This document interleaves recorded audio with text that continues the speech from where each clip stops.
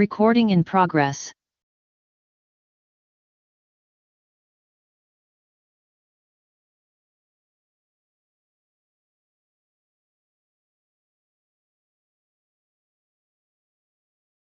Recording stopped.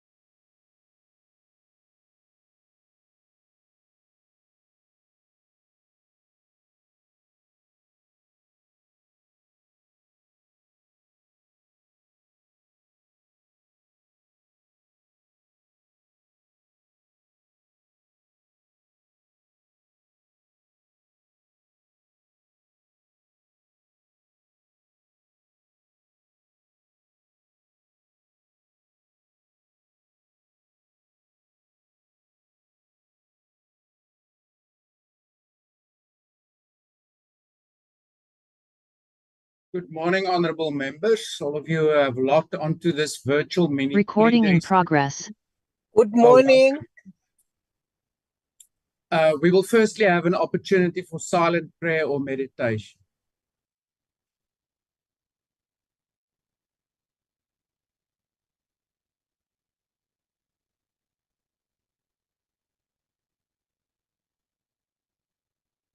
Thank you. Honorable members, before we proceed, I would like to remind you that this virtual mini-plenary session is deemed to be in the precinct of Parliament and constitutes a meeting of the National Assembly for debating purposes only. In addition to the rules of virtual sittings, the rules of the National Assembly, including the rules of debate, apply. Members enjoy the same powers and privileges that apply in a sitting of the National Assembly. Members should equally note that anything said in the virtual platform is deemed to have been said to the House and may be ruled upon. All members who have logged in shall be considered to be present and are requested to mute their microphones and only unmute when recognized to speak. This is because the mics are very sensitive and will pick up noise which might disturb the attention of other members. When recognized to speak, please unmute your microphone and where connectivity permits, connect your video. Members may make use of the icons on the bar at the bottom of their screens, which has an option that allows a member to put up their hand to raise a point of order. The Secretariat will assist in alerting the chairperson to members requesting to speak. When using the virtual system, members are urged to refrain or desist from unnecessary points of order or interjections. Lastly, I wish to remind you that we are meeting in a mini-plenary session and therefore any decisions that needs to be taken after the debate will be taken in a full plenary session of the Assembly. Honourable members, the first item on the order paper is a subject for discussion in the name of Honourable Muthambi on advancing the ideals of solidarity, equality and the sustainable development to tackle critical global challenges. Honourable Muthambi. Thank you, House Chairperson, and greetings to all the members in the platform. Thank you for the opportunity. As we gather today to reflect on the future direction of our nation and its role within the global community, we must examine the rapidly evolving political and economic landscape of the world. The global order is shifting, and these changes bring both challenges and opportunities that will directly affect the development sector and require a rethinking of our approach to economic growth, social justice, and environmental sustainability. Chairperson, this debate is focusing on addressing the need for advancing the principles of solidarity, equality, and sustainable development to tackle the critical global challenges that are shaping the future of humanity. South Africa's leadership at the G20, the international shift towards multipolarity, and our long-standing commitment to these values present unique opportunities to make a difference in the global discourse. We are therefore, honorable members, confronted with the following questions. How can South Africa leverage its leadership at the G20 to advocate for the needs of the Global South? What specific steps will South Africa take to address both domestic inequality and the broader global wealth gap? How can South Africa balance its transition to a sustainable green economy with the need for economic growth and job creation? And lastly, in what ways can South Africa further strengthen its leadership role in advancing the ideals of the solidarity, equality, and sustainability on the global stage? The South African President, His Excellency President Cyril Ramaphosa, has, on behalf of the Republic, assumed the presidency of the G20 and to be hosted in Johannesburg, South Africa, and in Africa for the first time. This historic, colossal epoch of magnitude proportion event of world leaders convening for the first time here in the African continent to discuss economic and sustainable development challenges faced by the entire global community of nations will strive to find solutions to the world problems and the fight against hunger and underdevelopment. As we both know, the theme for the G20 is building on G20 as multilateral for economic and inclusive growth. Honorable members, our country's leadership of the G20 presents a historic opportunity for the country to shape global economic discussions on African continent. As the first African nation to host the G20 summit, we have positioned ourselves as a key player in addressing the global economy and sustainability challenges. Therefore, for us as a country, the South African government has adopted 3 key areas of focus for the G20, which are solidarity, equality, and sustainable development. These focus areas align with our national and international values and offer an opportunity to advocate for a fairer global order. By hosting the G20 in Johannesburg, our country can provide a platform for addressing the pressing issues of global economic inequality, underdevelopment, and climate change. It will be therefore ideal as a country for us to consider the following. We can use the G20 platform to advance South Africa's principle of solidarity, equality, and sustainability on the global stage. Also, we can advocate for reforms to global economic institutions to ensure that they address the needs of developing countries, particularly those in the global south. We are all aware that there is a shifting global political landscape. Therefore, the traditional and unipolar world order dominated by a few powerful nations is giving way to a more multipolar world. This shift offers both challenges and opportunities, especially for emerging economies like ours here in South Africa. As we stand at the crossroads of this global shift, it is important to understand the implication of these changes and then leverage them for the benefit of our nation and the broader African continent. The key dynamics around it is that the transition from unipolarity to multipolarity offers smaller nations and emerging economies the chance to assert themselves in global discussions. The geopolitical tension and the growing rivalry between global powers may destabilize international relations, but they also present an opportunity for the global south to advocate for its own interests. The rise of economic nationalism and protectionist policies present barriers to global cooperation on critical issues such as trade, climate change, and migration. The implication, therefore, for our country is that South Africa must position itself strategically within Africa and the broader global south, advocating for a more inclusive and equitable global system. This multipolarity can be leveraged to support human development and solidarity over the interests of powerful nations. It will be therefore ideal to consider the following: to strengthen our alliances with Africa and the global south to ensure that our country plays a key role in shaping the multipolar world. Also, to continue to advocating for global systems that prioritize equity, social justice, and human development over power and economic domination. And then we know as a country, with regard to solidarity, we are hereby reaffirming our commitment to global cooperation. We all know that South Africa is part of the Global South and prides itself in championing solidarity amongst nations in the Global South, which aims in developing themselves free from imperial and colonial influence. South Africa is a product of international solidarity through its struggle for freedom, and it has a moral obligation to support those countries that are in a similar position it was in the yesteryears. Honorable members, as a part of the solidarity movement, South Africa has mobilized the world against the genocidal war by Israel against the Palestinian people by launching a genocide case in the International Court of Justice. We have therefore since been joined by several peace-loving nations of the world on a cause for justice.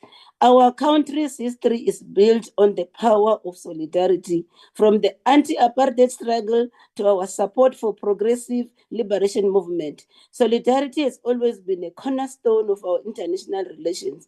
As a member of the Global South, our country must continue to champion solidarity in international forums, supporting countries facing similar challenges to those we experienced during our struggle for freedom. Then you will all know, honorable members, that the global crisis demand global solutions. For an example, the COVID-19 pandemic, climate change, and migration are the transnational issues that require coordinated global action. These challenges cannot be addressed by any one nation alone. Our country must therefore continue to support international initiatives aimed at creating equitable global responses, particularly for developing countries. For example, you will recall, honorable member, there was COVAX during the pandemic COVID-19. The COVAX initiative ensured equitable access vaccine for low and middle income countries, combating vaccine nationalism, ensuring that Africa was not left behind. The Africa CDC, through the Africa Centers for Disease Control and Prevention, our country has contributed to strengthening Africa's capacity to address the health crisis. And the other issue that one wants to raise is the African Vaccine Acquisition Trust, which was pivotal in securing COVID-19 vaccine for the continent. The African Continental Free Trade Area is a landmark initiative aimed at creating a single market for goods and services across South Africa. South Africa has played a crucial role in promoting and supporting the African Continental Free Trade Area, which aims to reduce trade barriers, enhance intra-African trade, and foster economic cooperation amongst African nations. By lowering tariffs and streamlining the movement of goods, this agreement fortifies African unity and economic autonomy, fostering solidarity across the continent to advance mutual development and prosperity. Honorable members, it will therefore be ideal to consider that South Africa should continue to lead in advocating the needs of developing countries in international organizations such as the United Nations, World Trade Organization, and the African Union. South Africa must build a stronger regional partnership with fellow African nations to address shared challenges through collective action. As a country, we do subscribe to the principle of equality on all member states in the multilateral forum, such as the United Nations. Hence, we are championing the reform of the multilateral institution, including the UN Security Council. The geopolitical outlook of the world Honorable still reflects... Muthambi, thank you. Your time is now expired. Thank you. The next party to participate is MK. Is there a speaker on behalf of MK? Honorable Douglas. Yes, that's correct. Please proceed. Honorable Speaker, esteemed members of Parliament, I greet you all in the name of my Heavenly Father, Yahweh, His Son, Jesus Christ, and the Holy Spirit, and bring greetings from the Khoisan San First Nation Aboriginal people, the world's oldest First Nation people in the world, living in abject poverty and without access to land. Kaites and goeiemorgen.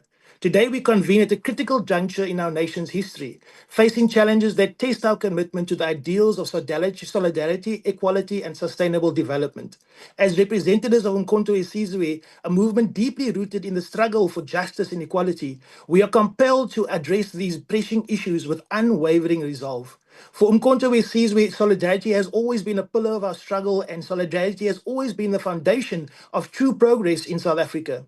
It was through unity and shared struggle that we dismantled the apartheid regime, and today we must harness that same collective spirit to confront modern challenges. The world is growing and facing growing economic instability, geopolitical tensions, and the urgent climate crisis is a problem. South Africa is not immune to these global shocks, and our response must be rooted in cooperation with the Global South and our BRICS and global partners. Recent events such as the Global Economic South Summit have reaffirmed our role in pushing for an equitable international economic system. As President Jacob Zuma once said, global inequality and economic exclusion have become a serious threat to global peace and stability. It is solidarity among developing nations that will allow us to create fair trade systems, resist economic bullying by Western or Eastern powers, and ensure that our resources benefit the people, not foreign corporations. Domestically, solidarity also means standing with the poor and marginalized. The high cost of living crisis, exacerbated by fuel prices, VAT hikes, and the depreciation of the rand, has put immense pressure on working class families, and the poor and marginalized are worse off than they ever have been. We must ensure that the state does not abandon them. Solidarity means rejecting austerity, prioritizing pro-poor economic policies that uplift rather than exclude. In terms of equality, Umkhonto weSizwe will confront head-on the unfinished business of ensuring South Africa is an equitable and fair country built on economic and land justice. Despite the progress made since the end of apartheid, deep inequalities persist. South Africa remains one of the most unequal societies in the world, with a Gini coefficient of 0.63. The wealth gap between the rich and the poor continues to widen, with over 55% of South Africans living in abject poverty. The most pressing issue remains economic exclusion, particularly in employment and ownership of the means of production. The financial sector, large-scale agriculture, and major industries remain concentrated in the hands of a few, largely unchanged since 1994. African Aboriginal and African Indigenous South Africans, especially those from working class backgrounds, remain economically disenfranchised, while the colored and Indigenous Khoisan San communities continue to be overlooked, excluded, and marginalized. The MK Party demands radical economic transformation to address these inequalities. A country where a few individuals hold vast economic power while the majority struggle to put food on the table is a country that has betrayed its own liberation. Land reform is another crucial issue. Only 10% of land in South Africa has been successfully redistributed since 1994, despite the promises of successive governments. The MK Party stands firm in its call for land redistribution that prioritizes African Aboriginal and African Indigenous communities and those historically dispossessed, ensuring that land is used productively to benefit all South Africans. We also recognize that true equality is not just economic, but also social and political. Education remains one of the great equalizers in society, yet South Africa's public education system continues to fail the poor. Overcrowded classrooms, underpaid teachers, and a curriculum that does not prepare students for the modern economy and the fourth industrial revolution are barriers to true transformation. The MK Party calls for a complete overhaul of the education system, ensuring that it equips young people for the skills that align with the fourth industrial revolution and the green economy of the future. In terms of sustainable development, MK believes in working towards securing the future for all South Africans, regardless of race. The world is changing, and so must South Africa. Climate change is one of the greatest threats to our economy, our food security, and our way of life. Yet this government continues to pay lip service to the crisis while failing to take meaningful action. The MK Party recognizes that environmental sustainability must be at the heart of economic policy, but not at the cost of our people coming out of poverty and industrialization. South Africa remains one of the biggest carbon emitters on the African continent. While the technology exists in China through a company called Shenu, they can reduce coal power station emissions by more than 80% and increase output significantly. And they are rolling out clean power stations in China that provide cleaner and cheaper electricity than even renewables. With Eskom's reliance on coal contributing over 40% of total emissions, we need to turn to these technologies as coal is abundant and cheap in South Africa, instead of spending billions on EU renewables. deals like the CBAM deal that puts us into huge debt of hundreds of years and trillions of euros to put in renewable energy into South Africa that doesn't work to industrialize the economy. Not even their own countries are using that technology, Mr. Chair. They had to use coal power and gas power to get through this past winter, but they want us to use renewable energy. And we need to make sure that we have a mix, a good mix, so that we keep sustainability going. Water scarcity is another major concern, with over 60% of municipalities experiencing water supply issues due to mismanagement and corruption. Sustainable development means holding accountable those who mismanage public resources while investing in water infrastructure that secures supply for future generations. Food security is also under threat. Why are people starving when we've got land and we've got agricultural capacity and we've got resources? The rising cost of basic food items combined with the climate disruptions in agriculture means that millions of South Africans are struggling to afford a basic meal. We must invest in sustainable agriculture, support local and emerging farmers, and ensure that land redistribution leads to increased food production to ensure food security rather than land degradation. The MK Party's vision is clear. Sustainable development means building a resilient economy that prioritizes the long-term well-being of our people over short-term political gains and profit-driven exploitation. Our commitment to these ideals is not just rhetoric, but a concrete plan of action. The MK Party is working on policies that will address economic equality, create jobs, support small businesses, and restore the dignity of our people once we are the government of this country. Our foreign policy must reflect these priorities, ensuring that South Africa remains an independent player in global affairs, not a pawn of Western economic interests. We must align with progressive international forces, pushing for a new global order where Africa is no longer treated as a mere source of raw materials, but as an equal partner in global trade. We are also committed to ensuring law and order, addressing the crisis of crime and corruption that has plagued our country. South Africa's murder rate stands at 40 per 100,000 people, among the highest in the world. Violent crime, gender-based violence, and corruption must be tackled head-on. Sustainable development is impossible without safety and stability. The MK Party is not here to play opposition for the sake of opposition. We are here to provide a genuine alternative failures of the current government. We do not exist to warm benches in parliament, but to fight for real change that improves the lives of all South Africans. Honourable members, the challenges before us are many, but history has shown that when South Africans stand together, nothing is impossible. We must commit to solidarity, not only with one another, but with our partners in the global community who share our struggles against imperialism and economic domination.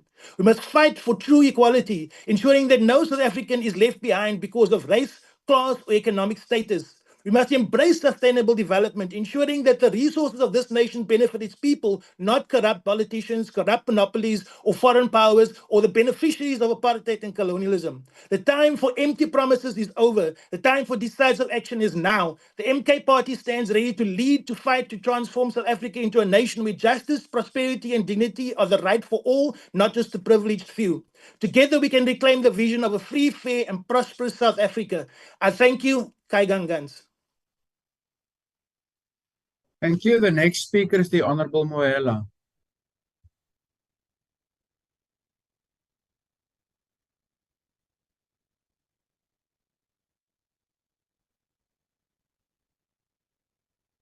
Honorable Moela, you're still on mute. Thank you, Honorable Chair, and thank you to all honorable members in the platform. We come together today under the theme of solidarity, equality, and sustainable development to reflect on the taste of global governance, especially in relation to peace and security. Ours is a world characterized by great progress and many cutting-edge innovations, yet still a world that first itself deeply divided by inequality, conflict, and standard growth in development. In this context, we reaffirm our commitment to the advancement of multilateralism and global solidarity, not as a matter of expedience, but as a necessity. We are striving to foster universal prosperity and well-being, which cannot flourish in the midst of conflicts. Our pursuit of peace and security is not an isolated endeavor. It is a shared responsibility that transcends borders, political ideologies, and economies. Since the dawn of our democratic dispensation in South Africa, our foreign policy has been anchored on the principles of justice, human dignity, and rules-based international order. We remain committed to working towards a just and inclusive global system in which no one is left behind. Honorable members, sustainable development cannot be achieved without global solidarity.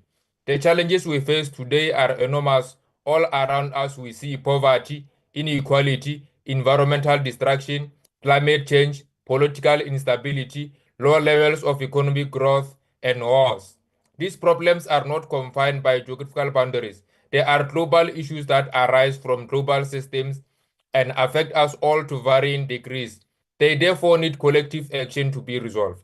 South Africa recognizes that at the heart of global instability are disparities in income, power, and resources. The economic divide between the developed global north and the underdeveloped global south is not a historical coincidence, but a product of systematic imbalances that are deeply entrenched and will take united effort to be resolved.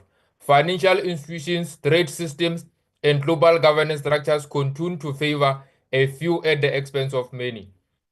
That is why South Africa's presidency of the G20 in 2025 is very important, as we currently hold its critical role in its forum. It is paramount that we advance reforms that will usher in the more equitable global order, one that prioritizes debt relief measures for developing countries, balanced trade agreements, and greater access to development finance. Global solidarity should not be mere rhetoric. It must be translated into real action that yields tangible results for the marginalized who are our motive forces. To further emphasize, honorable members, solidarity is not an abstract ideal. It is a principle that defined our liberation movement, including our very own organization. We recall with gratitude how nations across the world stood in solidarity with us during our darkest days. It is our moral obligation to extend the same solidarity to those who are in need, particularly within our continent. Honorable members, nowhere is the need for global solidarity more urgent than in area of peace and security in Africa. The African Union's Agenda 2063, the Africa we want, envisages a continent wherein peace, prosperity, and integration conflicts continue to be one of the biggest setbacks to development on the continent and elsewhere in the world. From the instability we have witnessed in the Sahel to the ongoing crisis in the Democratic Republic of Congo, in Sudan, Africa is shackled by conflict. South Africa has always advocated African solutions to African problems. We have been all the coal face of peacekeeping and mediation efforts playing a fundamental role in quite a number of countries. For instance, in the Democratic Republic of Congo, which is DRC, as part of the South African Development Community SADC Peace Initiative, South Africa has provided military and diplomatic support to stabilize the DRC and address armed insurgencies. In South Sudan, we played an essential role in brokering peace agreements to bring and years of civil war. In Eswatini and Lesotho, we mediated political tensions, ensuring that democracy and stability were upheld in that region. In Mozambique, we have worked with SADC in responding to the insurgency in Cabo Delgado. As one of the most developed countries on the continent, we have a moral obligation to assist. Our work towards continental peace is not limited to stabilizing nations. It is about stabilizing conditions that will enable all African people to live lives of dignity, free from violence and displacement. Part of this endeavor, honorable members, is to address the root causes of conflict. We can never end wars as long as rampant inequality, corruption at the highest levels, and blunted disregard for democratic principles continue to plague with African societies. Our goal, therefore, has to be creating the kinds of conditions that make conflict less likely. Africa is a home to the most youthful population in the world. Yet our youth remains disproportionately affected by unemployment and economic exclusion. Without access to sustainable economic opportunities, young people become susceptible and to recruitment by extremist groups, which fuels vicious cycles of violence that just never seem to end. Poverty and inequality, fueled by systematic imbalances, greed and corruption, breeds conflict. This is why South Africa advocates economic development as a pillar of peace building. Through initiatives such as the African Continental Free Trade Area, we seek to assist Africa to realize its true economic potential, create employment opportunities, and promote industrialization at a large scale, especially the benefication of our minerals and Africa that is flourishing economically and where democratic principles prevail is a stable Africa. Honorable members, in addition, illicit financial flows and the continued exploitation of Africa's critical mineral resources deny us the opportunity to benefit from the wealth beneath our soil. We should be investing our wealth in developmental programs that benefit the people of Africa, not handing over our resources to severe foreign interests. Beyond economic and political efforts, we also appreciate the power of arts and culture and sport to unite our people.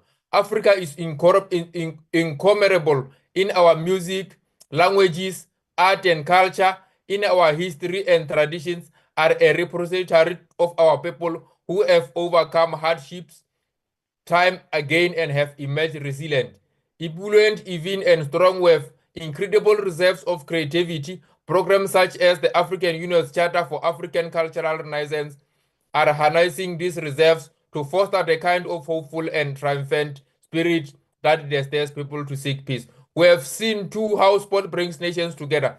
Events such as the African Cup of Nations and the Olympics inspire limitless bounds in human ingenuity. With their impact extending beyond the final whistle, they remind us that we share a common humanity. We fully recognize the power of these events and will continue supporting them as a part of an overall agenda to promote peace and development of our continent. Thus, honorable members, we have a foreign policy that we believe is balanced, reasonable, and rooted in African realities. Our goal is clear, and our approach is multi-pronged, predicted on collaboration, commitment to democracy, and the show knowledge that Africa's prosperity is our prosperity. We share our fortunes in the sense that what happens to our neighbors happen to us to varying degrees. And I thank you, honorable members. Thank you. Thank you, honorable member. The next speaker is Honorable Smith. Thank you, Honorable Chairperson. South Africa's G20 presidency presents our country with an immense window of international opportunity. Hosting a global event of this magnitude not only allows us to showcase our country and its potential to the world, but presents us with a chance to leverage international best practice from both the developed and developing worlds to fast-track our country's own economic growth and spearhead crucial development projects on the continent to advance the African Union's Agenda 2063. But our G20 presidency also coincides, quite auspiciously, with the formation of South Africa's first national coalition in the Government of National Unity. Thus, the G20 is not only our first opportunity as a country to host the summit, but also our first international engagement in almost 70 years, where our country's foreign policy agenda is not dominated by a single political party. This marks a momentous shift in our national governance, which must be reflected in revised GNU foreign policy and expressed in dealings with G20 member states going forward. Honorable Smith, just pause there for a moment. Honorable members, please ensure that if you're not on the platform that you remain muted. Please proceed, Honorable Smith. Thank you, Honorable Chair. South Africa's G20 presidency theme of solidarity, equality, and sustainability is only as effective as it is defined. While this theme may evoke a sense of our commitment to an interconnected world, the pursuit of justice and fairness, and a shared global future, it will mean very little if it is not approached with a sober and rational assessment of the realities of our country and the world in which it exists. Recent events have demonstrated quite clearly that South Africa is not immune to the consequences of its own ill-conceived foreign policy positions under the ANC, nor are we immune to our own domestic policy failures. If we are to achieve what we set out in our G20 theme and in the Government of National Unity Statement of Intent, we need the courage to confront a hard dose of policy reality. At the launch of South Africa's G20 presidency in December last year, President Cyril Ramaphosa stated that a key obstacle to inclusive growth in developing economies, including many in Africa, is an unsustainable level of debt which limits their ability to invest in infrastructure, healthcare, education, and other development needs. While managing global sovereign debt is crucial for developing economies such as our own, the President has missed the point of South Africa's real need for greater international cooperation and investment. Our country's most pressing issue lies both in paying off our debt, but also in eradicating our growing need to borrow money in the first place. In the shadow of a stagnant economy that is strangled by overregulation and a state-centric approach to governance, our national fiscus is rapidly dwindling. South Africa would not be forced to make financial trade-offs and service-hampering budget cuts if we had a thriving economy with millions more contributing to the national fiscus. It was Dutch historian Rutger Bregman who famously exclaimed at Davos in 2019, "That's it, taxes, taxes, taxes." And while the developed world is struggling to get billionaires to pay their fair share, we here in South Africa need to just ensure that the majority of our population is employed and paying for the infrastructure and services that our people need. Indeed, the problem with which we need to urgently grapple, and which lies at the heart of almost every problem facing our country today, is our slow economic growth and rampant joblessness. Honourable Chair, when we talk about sustainability in our G20 theme, we need to first consider South Africa's financial and fiscal sustainability above all else. Our country's ability to tackle crucial global challenges, especially by means of the G20, lies squarely in our ability to jolt our country out of its economic coma. We need to urgently review our economic policies to ensure that they are outcomes-oriented and evidence-based, instead of merely satisfying outdated ideologies. And there are a number of simple and significant policy shifts that can yield rapid growth in South Africa's economy alone, but which the ANC repeatedly chooses to ignore out of ideological stubbornness. This further underpins the need for a foreign and economic policy reset under the GNU. Last week, the World Bank released a report titled Driving Inclusive Growth in SA, in which international financial experts singled out weak market competition and inefficient institutions as the main culprits behind our country's sluggish economic performance and stubbornly high unemployment rate.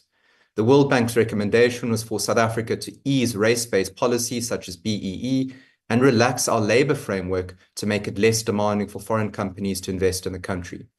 In short, South Africa should adjust its regulations to match market realities, proposals the DA has been making for a number of years now. Growing a strong, sustainable economy is well within reach by making a few significant policy shifts, but it also requires South Africa to acknowledge the problem.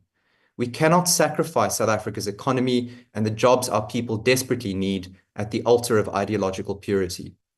South Africa needs foreign direct investment, and we need to make it easy as possible for funds to be injected into our economy to create jobs.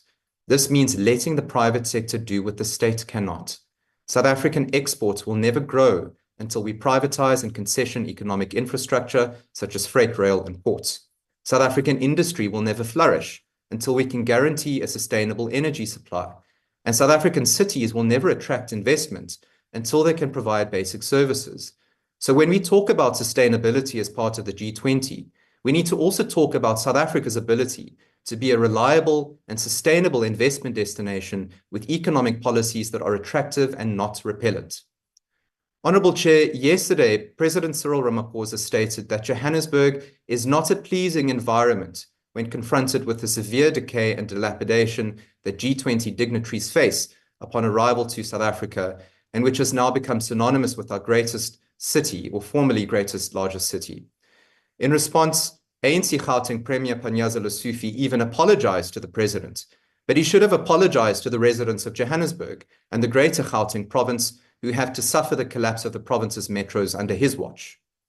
Choosing to host any of the G20 meetings in Johannesburg is setting us up for international embarrassment, and I pity any foreign dignitary who is left without water in Johannesburg or who does not make it to a meeting on time in a city where no traffic lights work, as many of them visit South Africa for the very first time. This is not the image that we should be portraying to a world from which we need a steady source of new investment when traditional trade alliances are now on shaky ground. It is not good enough for the president to only now be disappointed with Johannesburg when under the international spotlight, when the metro has been falling apart for over a decade. It is also not good enough to expect foreign nations to invest in our country while showing them our largest city that cannot keep the lights on, cannot keep the taps running, and no longer has a civic centre, let alone a central business district. Honourable Chair, South Africa's G20 presidency must be used to maximise our international partnerships to grow our economy, create jobs, and advance the lives of our people. but we cannot replicate successful policy from abroad if we fail to recognize failed policy here at home. If we are to embody our own G20 theme of solidarity, equality, and sustainability, we must first ensure that we show solidarity to the people who elect us to govern their towns and spend their tax money wisely, work towards bringing about equality in our own society, and build workable and sustainable cities worthy of foreign direct investment and development. Our G20 presidency comes at a time when South Africa has elected a government made up of many voices, and this must be reflected in the way we engage with our international partners. And South Africa cannot tackle global challenges until we tackle the most pressing issues here at home. Solidarity, equality, and sustainability are ambitious terms to use as our G20 theme, but South Africa would be far better off if we followed the same principles by making an honest assessment of our own government and introduce sweeping reforms to correct our own failures. Only then can we build the economic might and the strong social fabric required to undertake our international and diplomatic objectives. Thank you. Thank you. The next speaker is Honorable Mklongo. Thank you, Honorable Chair. Revolutionary greetings to the Commander-in-Chief and President, Commissars and volunteers of the EFF. Chairperson, the Economic Freedom Fighters is founded on the principle of progressive internationalism. At the core of this principle recognizes the interdependence of nations and people, and that in order to wage a successful fight against capitalism and imperialism, countries all over the world, particularly from formerly colonized and oppressed, need to have a unified approach to questions of global development. This is foundational to Marxism and emanates from a scientific understanding of capitalism and its tentacles.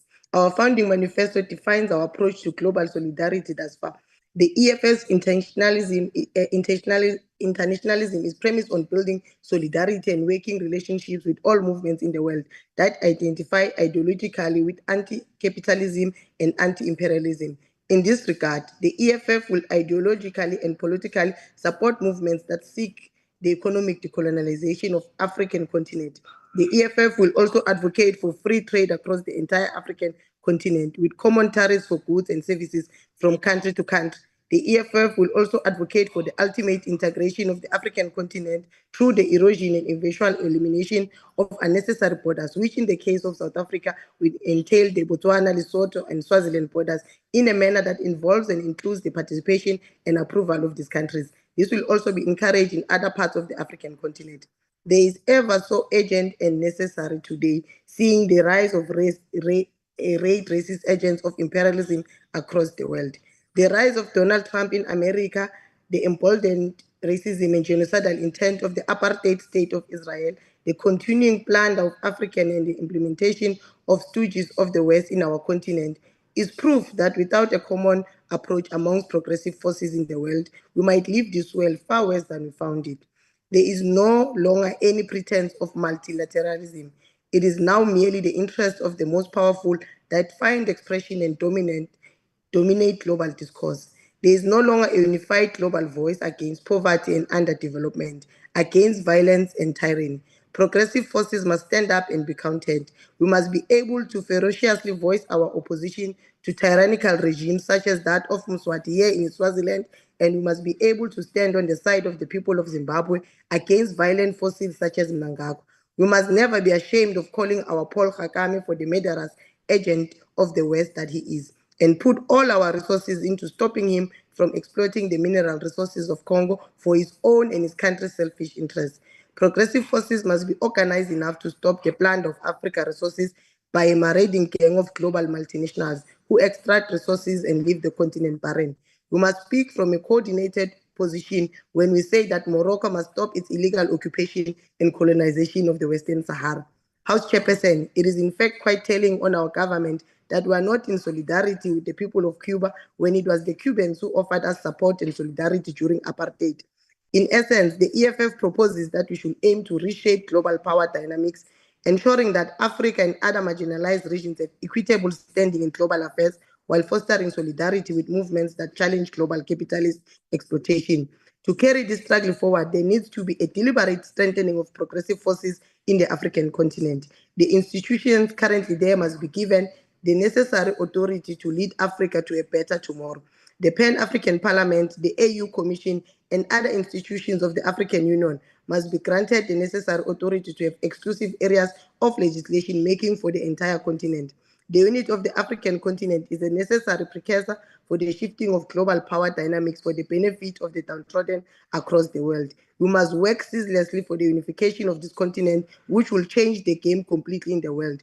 Our solidarity is not mere talk shop, but a commitment to Africa, Africans in the continent and diaspora. It is a commitment to the oppressed. The unification and solidarity of the African continent is paramount. Our development is intricately linked with the development of the continent. We must never grow weary of calling for United States of Africa, where there is freedom of movement of goods. We must never cower and stop calling out the genocidal Israel. From the river to the sea, Palestine will be free. We must always remember the Cubans and their commitment to freedom for all and human dignity. Hasta la vitria siempre. Thank you. Thank you. The next speaker is the Honorable Marchi. Thank you so much, Chairperson. Some of the most critical issues plaguing our society do not have any regard for where we are coming from, the color of our skin, or the wealth we possess. Today, I'm just here to advocate on behalf of the IFP for the urgent need to advance the ideals of solidarity, equality, and sustainable development, not only as abstract concepts, but as practical tools to tackle the pressing challenges of our time. Solidarity is the recognition that our destinies are interconnected. In a world facing climate change, pandemics, and social unrest, unity is not optional, it is essential. We believe that true solidarity demands action, supporting vulnerable nations, providing humanitarian aid, and acknowledging historical injustices. Through international cooperation, we can build a future where no one is left behind. Equality is a fundamental pillar of our philosophy, yet deep inequalities persist between rich and poor, rural and urban populations, and nations of the global North and South. To achieve true equality, we must implement inclusive policies that tackle systemic disadvantages. Education, healthcare, and economic empowerment must be prioritized, particularly for marginalized communities. The IFP has long championed rural development, ensuring that infrastructure and opportunities reach those most in need.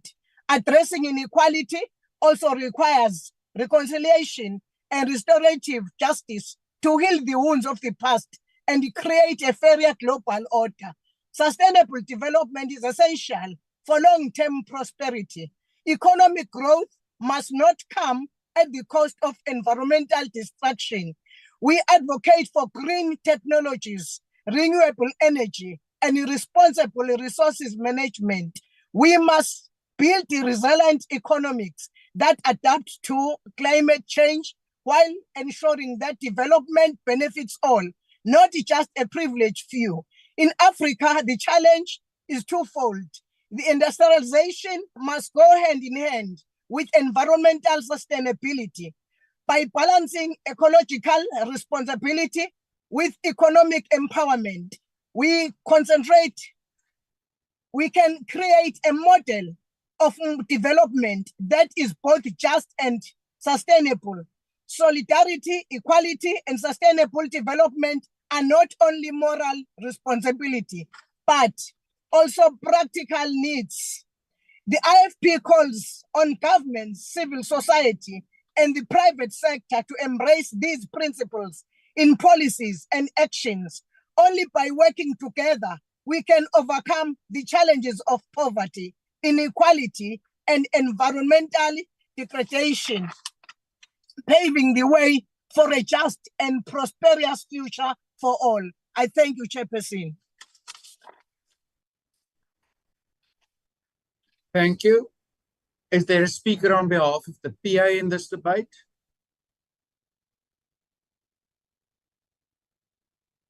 If not, then I Good morning, recognize Honorable Chairperson. Honorable Daniels, please proceed. Yeah, I would just like to inform you, Chairperson, that we will reserve our view on this item. Thank you so much. Thank you. Then I recognize the Honorable Dr. Boshoff. Thank you, Honorable House Chair. Agbare huisvoorsitter, hierdie onderwerp laat my aan die bede in die Onse Vader dink, soos in die hemel, so ook op die aarde.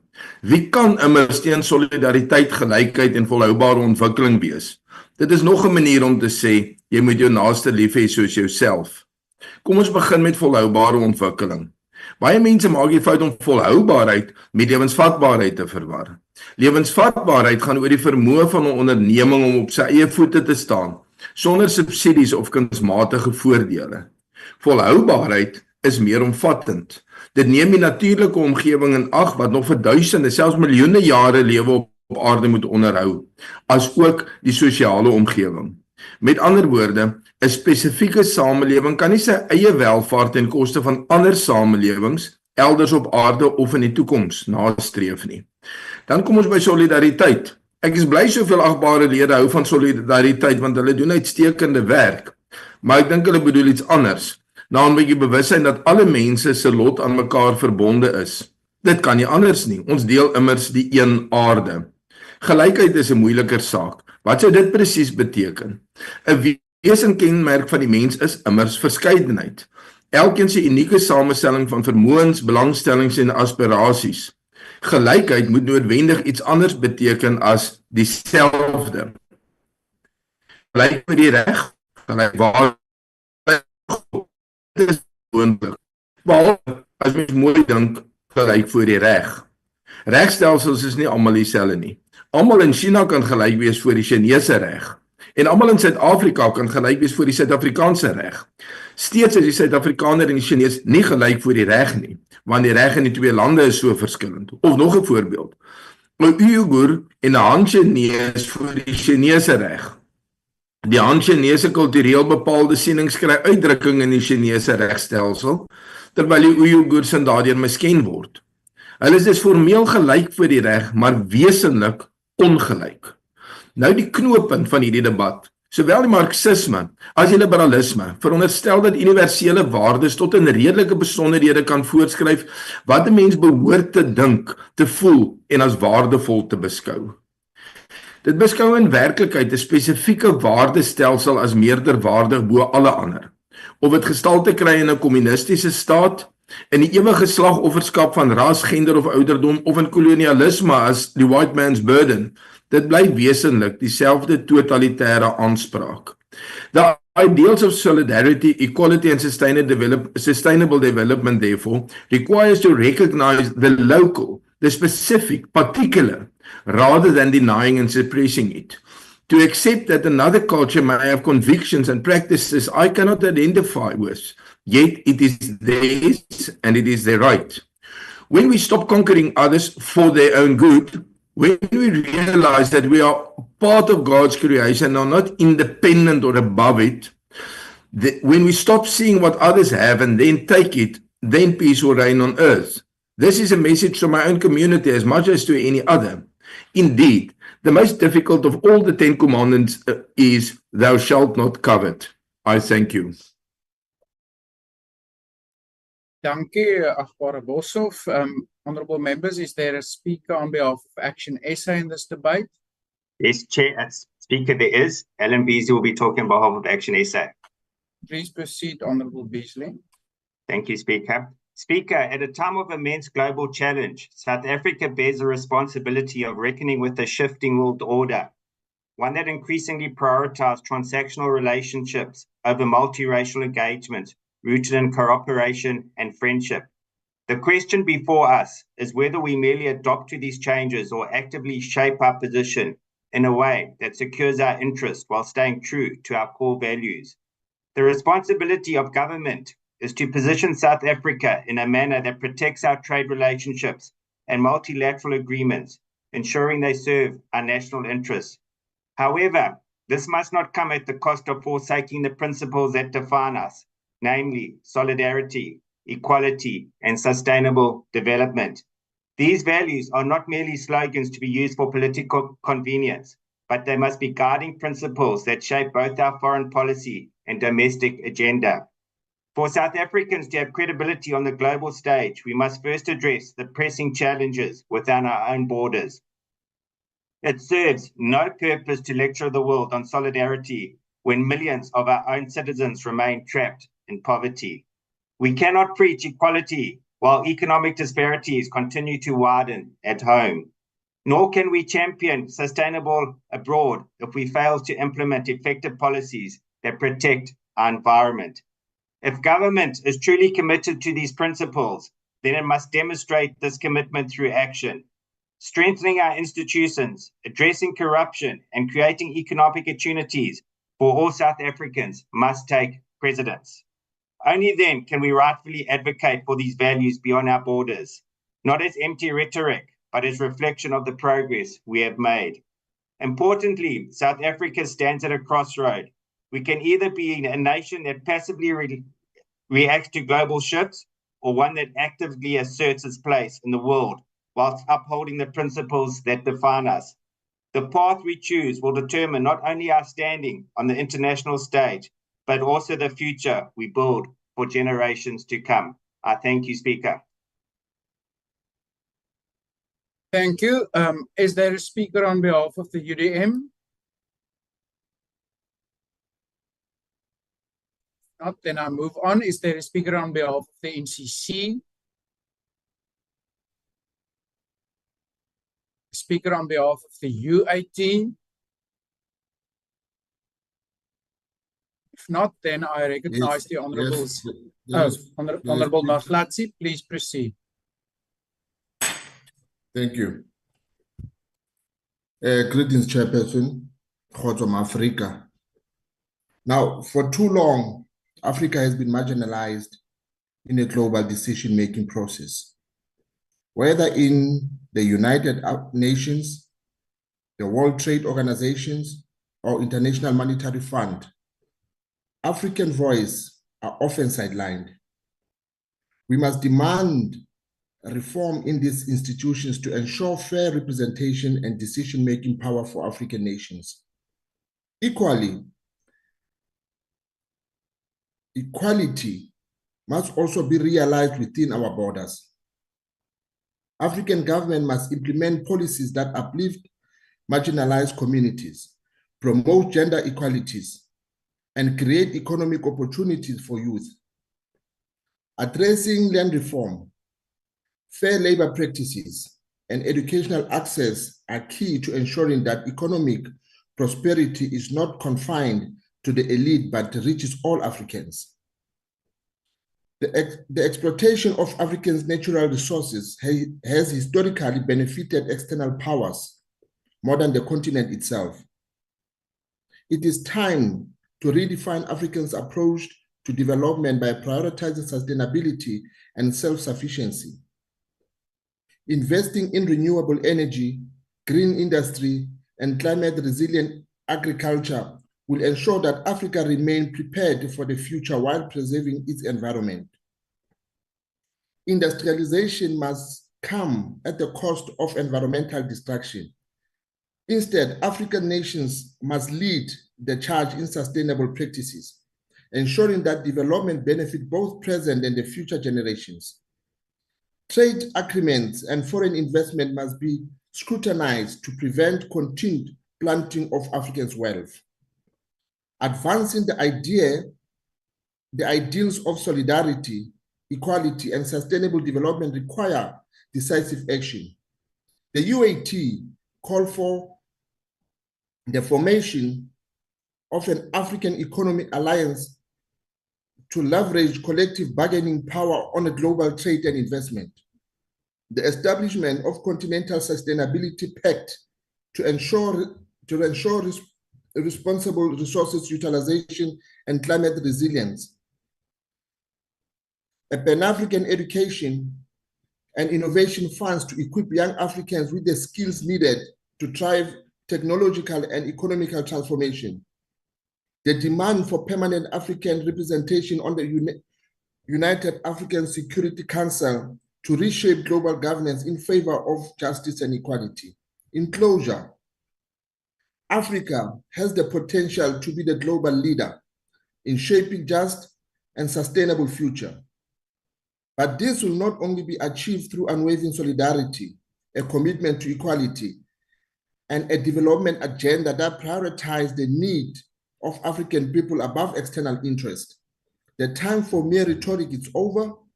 Action must define this generation of African leaders and thinkers. Thank The you, UN Honorable President Barklatsi. framed its call for united, progressive, and self-reliant Africa. Let us rise Honorable together and Maflatsi. claim our rightful place in the world.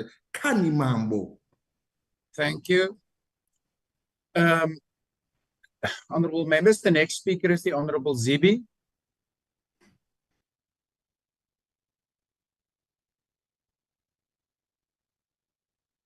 Honorable Zibi seemed not to have been able to join. Then I'm going to recognize the Honorable Deputy Minister of International Relations and Cooperation, Honorable Burke. Yes, good morning, Honorable Chairperson, to yourself and the members of Parliament and the public at large. Amil Cabral, the Pan-Africanist revolutionary who helped liberate Guinea-Bissau, once said, and I quote, "Always bear in mind that the people are not fighting for ideas, for the things in anyone's head. They are fighting to win material benefits, to live better and in peace, to see their lives go forward, to guarantee the future of their children," unquote. Honorable Chairperson, his words reminds us that political independence must lead to tangible economic opportunities. Today, as we advance intra-Africa trade, we do so with a commitment to solidarity, equality, and sustainable development. Africa's prosperity depends on harnessing our shared inequity, resources, and markets to create a self-reliant and resilient continent. However, African economies have historically been exclusivist and extractive commodity-based economies trapped in a cycle of exporting raw materials at low prices while importing finished goods at high cost. This economic model has always stifled our job creation, innovation, and self-sustainability. Honorable members, debt restructuring remains an urgent concern. Many African nations carry unsustainable debt, often accrued under unfair terms that divert resources away from critical investments in healthcare, education, and infrastructure. South Africa and other African nations have advocated for transparent, fair, and comprehensive debt relief measures through global platforms such as the G20. This is not an appeal for charity, but a necessary step towards sustainable economic growth. Honorable members, Chairperson, for intra-Africa trade to thrive, tariff elimination, streamlined customs procedures, and modernized borders must be prioritized. However, tariff reductions alone are insufficient. Africa must transition from raw material extraction into value-added manufacturing to build industrial value chains that create jobs and increase our export earnings. From cocoa processing in West Africa to automobile manufacturing in Southern Africa, Africa has the potential to become a global industrial hub. Reducing dependence on former colonial economies remains key. Many African states still rely on a handful of external trading partners, limiting our economic sovereignty. We must therefore trade more amongst ourselves, ensuring Africa's wealth benefits Africa's first. Honorable members, Chairperson, the ACFTA is indeed a historic opportunity to reshape Africa's economic landscape. If fully implemented, it will eliminate tariffs on most goods, harmonize trade regulations, and boost intra-Africa commerce exponentially. ACFTA also serves as a shield against global economic disruptions, ensuring Africa remains resilient in the face of global shocks such as pandemics, geopolitical tensions, and commodity price volatility. However, ACFTA's success requires strong political will, institutional capacity, and private sector engagement. Governments, therefore, must fully integrate ACFTA protocols into their national trade strategies. Small and medium-sized enterprises, which forms the backbone of Africa's economies, need financial and technical support to navigate new trade regulations. Dispute resolution mechanism and transparent legal frameworks are essential to ensure fair competition and compliance. Honorable members, Africa's economic transformation requires reform of global governance institutions. The United Nations Security Council, shaped by outdated post-World War II power structures, excludes Africa, limiting our ability to influence decisions that impact on peace, security, and trade. Likewise, the World Bank and IMF must be reformed to better reflect Africa's economic priorities. Instead of imposing rigid financial conditions, these institutions have an obligation to support Africa. Africa's youthful population presents a democratic dividend that must be fully harnessed. Investing in education, digital skills, and research will prepare young people for the jobs of the future. Prioritizing science, technology, engineering, and mathematics, and digital innovation will help Africa to leapfrog outdated industrial models and compete in the global knowledge economy. Equally, women must have equal access to finance, markets, and technology. Women-led businesses contribute significantly to GDP, expand our domestic demand, and increase trade. Removing barriers to women's participation in industries such as manufacturing, agribusiness, and digital commerce will therefore unleash Africa's full economic potential. All these objectives, Honorable Chairperson, trade reform, debt relief, ACFTA implementation, institutional reform, and human capital investment aims to build a better Africa and a better world and rests upon a broader ethical foundation, which includes but are not limited to Pan-Africanism and anti-imperialism, human rights, which includes equality, dignity, self-determination, etc., and the rule of law, peace, sustainability, and friendship, multipolarity, multiculturalism, multilateralism, and international solidarity. Economic progress, Chairperson, cannot flourish in conflict-ridden regions. War and instability disrupt trade routes, deter investments, and erode economic confidence. The AU's Silencing the Guns initiative recognizes that growth and peace are inseparable. Without peace, there can be no development. And without development, there can be no peace. And as such, intra-Africa trade cannot reach its full potential. At the same time, climate change threatens Africa at a disproportionate level. Extreme weather, droughts, and desertification undermines food security, displaced populations, and impact on trade. Our pursuit of industrialization must therefore be aligned with green energy transitions and sustainable practices. ACFTA must facilitate the exchange of climate-friendly technologies and enable Africa's businesses to develop sustainable industries. South Africa's G20 presidency, the first chaired by an African nation, presents an unprecedented opportunity to amplify Africa's voice in global economic affairs. Under the theme Solidarity, Equality, Sustainability, South Africa champions Pan-Africanism, multilateralism, multipolarity, and inclusive development. Our G20 agenda is aligned with the AU's Agenda 2063 and seek to place Africa's unique economic opportunities at the center of global trade and financial policies. South Africa is advocating for, amongst others, debt sustainability for African nations, mobilizing finance for Africa's green transition, harnessing Africa's minerals for inclusive growth, and closing the digital divide and expanding internet access. Chairperson, we are pushing for the WTO reforms that promote fairer trade policies and encourage technology transfer to Africa.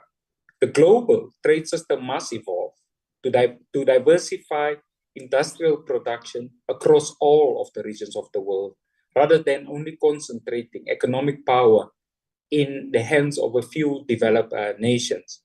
With only a few years left to achieve the 2030 Agenda for Sustainable Development, the urgency for reform has never been greater. South Africa's G20 leadership comes at a critical and crucial time, one that requires unity of purpose, cooperation, and decisive action. By balancing strategic partnership with Africa's led initiatives, we can drive meaningful reforms while ensuring, Honorable Chairperson, economic resilience. Our goal is to reposition the G20 as a driver for global consensus between the North and South on pressing issues such as economic inequality, climate change, and trade justice. It is our submission that Africa stands at a historic crossroads. Through deeper trade integration, fairer financing, and visionary leadership, we can break from the past cycles of dependency and build a prosperous, self-sufficient future by investing in human capital, modernizing infrastructure, and embracing sustainability. Honorable Chairperson, I thank you. Thank you. The next speaker is the Honorable De Blok van Scheltinga. Greetings, House Chairperson, fellow members, and South Africans. As a qualified biologist and passionate environmental advocate, I'm deeply encouraged that South Africa has chosen to include sustainable development in its broad theme for our G20 presidency in 2025. This is not merely a policy choice, but a critical pathway to our nation's future. South Africa stands as one of the world's 17 megadiverse countries, meaning that we are home to extraordinary biodiversity. Our country is globally unique, particularly famous for its endemic flora and fauna. These natural assets are an important facet of our shared heritage as South Africans and a crucial resource for tourism, agriculture, and community livelihoods. As we strive to grow our economy and address the triple crises of poverty, inequality, and unemployment, it is important that this is done in a way that considers the needs and welfare of our natural environment. Failing to account for such externalities, we risk depleting and destroying the natural systems that support us and that we are globally famous for. Sustainable development is not a luxury. It is a necessity for economic growth that does not leave future generations worse off. With our presidency of the G20, South Africa has a chance to lead on several critical global issues that pose a threat to both people and our planet. Foremost among these is climate change. There is overwhelming scientific consensus that our planet is warming at an alarming rate because of unsustainable greenhouse gas emissions, most notably from the burning of fossil fuels. In fact, climate change is already upon us, as demonstrated by recent floods, droughts, fires, and other natural disasters that are becoming increasingly frequent. It is of critical importance that we mitigate against future disasters by building a climate-resilient infrastructure, supporting green technologies, incorporating more renewable energy generation through a just energy transition, and building the fiscal capacity to respond to disasters through a loss and damage fund. Developing countries need to be supported in transitioning to low-carbon economies, while developed countries will need to concurrently bring down their outsized emissions to reduce the global threat. A just energy transition must be at the heart of our approach. South Africa has one of the most coal-dependent economies in the world, and while we must transition to cleaner energy, we cannot ignore the impact that moving away from fossil fuels will have on workers and communities who rely on the coal industry. Our transition must be one that provides opportunities, reskilling, and investment in alternative industries, particularly renewable energy, to ensure that workers are not left behind. The challenge is immense, but so too is the opportunity. South Africa has vast solar and wind energy potential that could create thousands of jobs and secure long-term energy stability. The G20 must be a platform to mobilize global funding, knowledge sharing, and technological support to make this transition a success. Transforming South Africa's energy mix is not just an environmental concern, however. Load shedding has crippled our economy and made our people vulnerable. Despite some promising improvements, recent unplanned outages show just how fragile our current power supply is. The DA has long called for reforms to secure South Africa's energy supply, including the unbundling of Eskom, the introduction of a competitive energy market, and incentives for renewable energy. The widespread adoption of photovoltaic installations has alleviated pressure on the national grid, and further investment in solar and wind energy will help to provide a safe buffer. As we look to grow our economy, generation must be ramped up to meet demand, and renewable energy offers us the cheapest and most effective route to do so. This is true of many developing countries, and the G20 allows us a unique opportunity to mobilize global funding for this important sustainable development outcome. Given recent geopolitical shifts, South Africa's leadership of the G20 has become ever more crucial in advancing solutions to these challenges. The G20 Environment and Climate Sustainability Working Group, led by the Minister of Forestry, Fisheries and Environment, Dr. Dion George, aims to advance the environmental objectives within the 2030 Agenda for Sustainable Development. Minister George has an opportunity to build on the progress made during the tense negotiations at COP29 in Azerbaijan, where he co-chaired the work on mitigation, a rare success in an otherwise disappointing conference. Achieving success within the G20 will depend on deft diplomacy. South Africa has the opportunity to speak up for the African continent and the global south, which are so often underrepresented on important international bodies.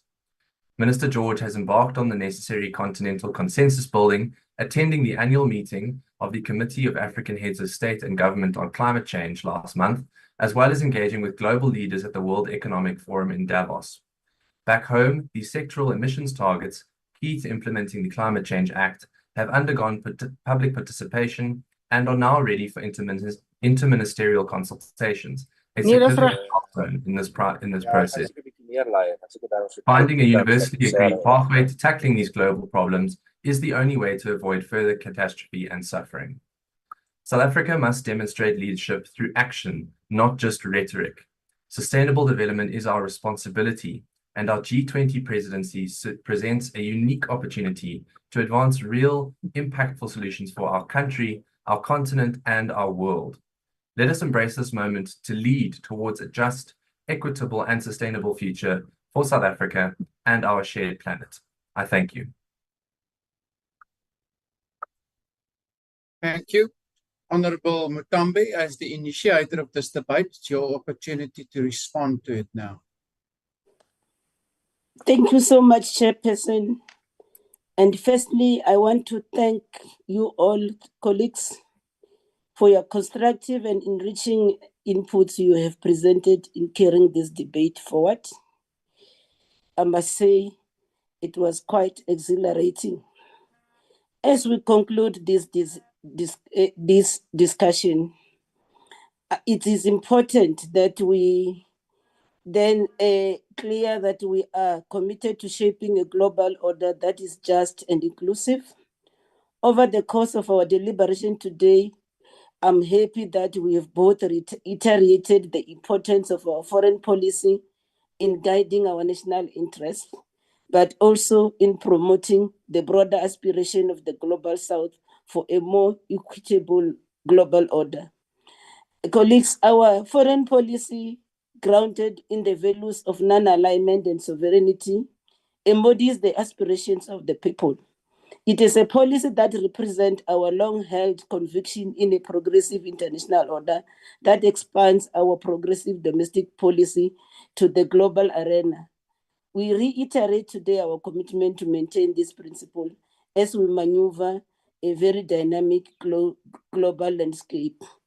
This year marks the very key moment of our nation as we have assumed the presidency of the G20. And I should think we must commend the President for what he has done for visiting the Gauteng administration and also to address Honorable Smith's concern of whether Gauteng will be able to host the G20. And then it's in the Premier Lesotho's word that they are ready to host the G20. And then they also committed that there are areas that they need to improve, and then they are going to make sure that the forum proceed as planned. As you know, that Gauteng has got multiple centers of events to hold events of such magnitude. And then critical to our objectives in the advancement of South-to-South cooperation, a cornerstone of our foreign policy perspective, our commitment as a country to multilateral institutions such as the African Union, BRICS, and other regional bodies remain resolute. We will continue to work collectively towards achieving the Africa we want and fulfill the objectives of the African Union Agenda 2063. Also, in our quest to silence the guns, ensure that there is peace and harmony for all, it is important to reiterate our commitment to resolving conflicts through dialogue, diplomacy, and strategic peace building. We want to live in a world where root causes of conflicts are adequately addressed before they perpetuate instability and constrain socio-economic development. Also, in our peace-building efforts, we also need to amplify the inclusion of women, youth, and people living with disability. Our peace efforts everywhere in the world must be inclusive, and they must reflect the diverse needs of our society. Our solidarity with the marginalized people from Palestine to Cuba and Western Sahara is a demonstration of our progressive foreign policy that is principled. We stand firmly rooted in programs that advance fairer trade agreements, debt restructuring for lower income countries, and reforms in the Constitution. In conclusion, Chair, I want to again say to our honorable members, let us move forward and carry forward the spirit of this debate, grounded in solidarity, equality, and sustainable development. Let us multiply our efforts and continue to champion the aspiration of the oppressed. In unison, there are no challenges that lie ahead that cannot be resolved. Thank you, Chairperson, and thanks, honorable members, for the opportunity. Thank you, Honorable Muthambi. Honorable members, that concludes this debate. We shall now proceed to the last item on the order paper, which is a subject for discussion in the name of the Honorable Burke, on the urgent need for government to grow the economy, create jobs, and spend more efficiently, an alternative to increasing taxes and deficits to achieve a South Africa that works for all its people. I now recognize the Honorable Burke. Historic. That's what our people say about this delayed budget. Our grandchildren may one day learn about these weeks in textbooks. So, Mr. Chair, I would say we're creating a legacy. And legacies are something I think about a lot. Something that should give us direction. And I am guided by the legacy of Helen Suzman. A legacy that says you should go find out for yourself and that you should stand, even if it means standing alone, for the liberties of all of our people.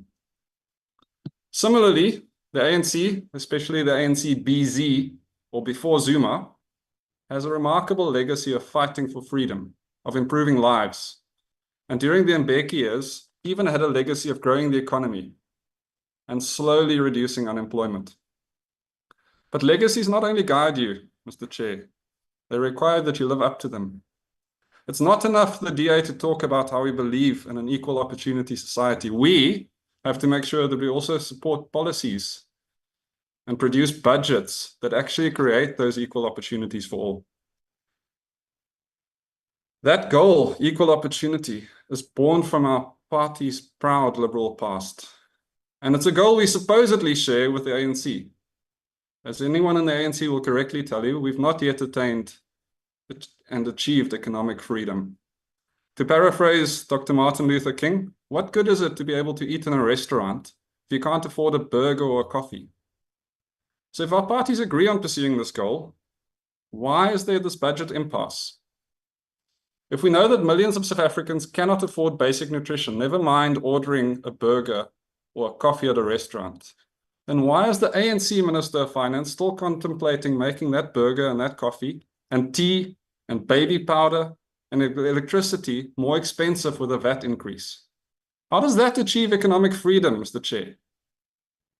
We're told that these taxes we can't afford are necessary because we're protecting social spending. And so I ask, how is 1.6 billion rand that we're spending on the DRC white flag waving operation protecting our people? And who are we feeding with our catering budgets? It's not the poor. Can this truly be the party of Lutuli that raises taxes which harm the poorest of our people the most? Can this truly be the party of Chris Hani that would threaten to cut social spending instead of focusing on how many failing state-owned entities we have, which is serving no purpose, and where fat cat executives eat from multi-million rand salaries?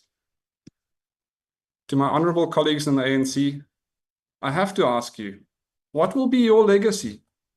Surely it cannot be either an austerity budget or a budget that hikes taxes. Surely this can't be your contribution to the movement. Now, Mr. Chair, I would not call anybody a sellout, but what will you, members of the ANC, tell your grandchildren? Because I know what I'll tell mine. I'll tell them I fought for a budget that had no VAT hikes, or increases in income tax, or increases in corporate tax. Because South Africans, regardless of whether they live in a shack or whether they're struggling to cling on to middle class, are suffering enough already. I will tell my children I fought for a budget that included a comprehensive spending review, a Ghostbusters budget, if you will, one that finds employees that don't exist and removes them from our payrolls. I will tell my children I fought for jobs, and I fought for growth, and I fought for efficient spending that benefits the poor, not the executive class. Because, Mr. Chair, there's nothing normal about 32% unemployment, about the millions of South Africans living in poverty, and about a country that's getting poorer each year, and a budget which then wants them to pay more tax on baby formula. So fighting a VAT increase budget will be my legacy. That will be the DA's legacy. And to the partners we have in the ANC, I say the following: decide today what your legacy will be.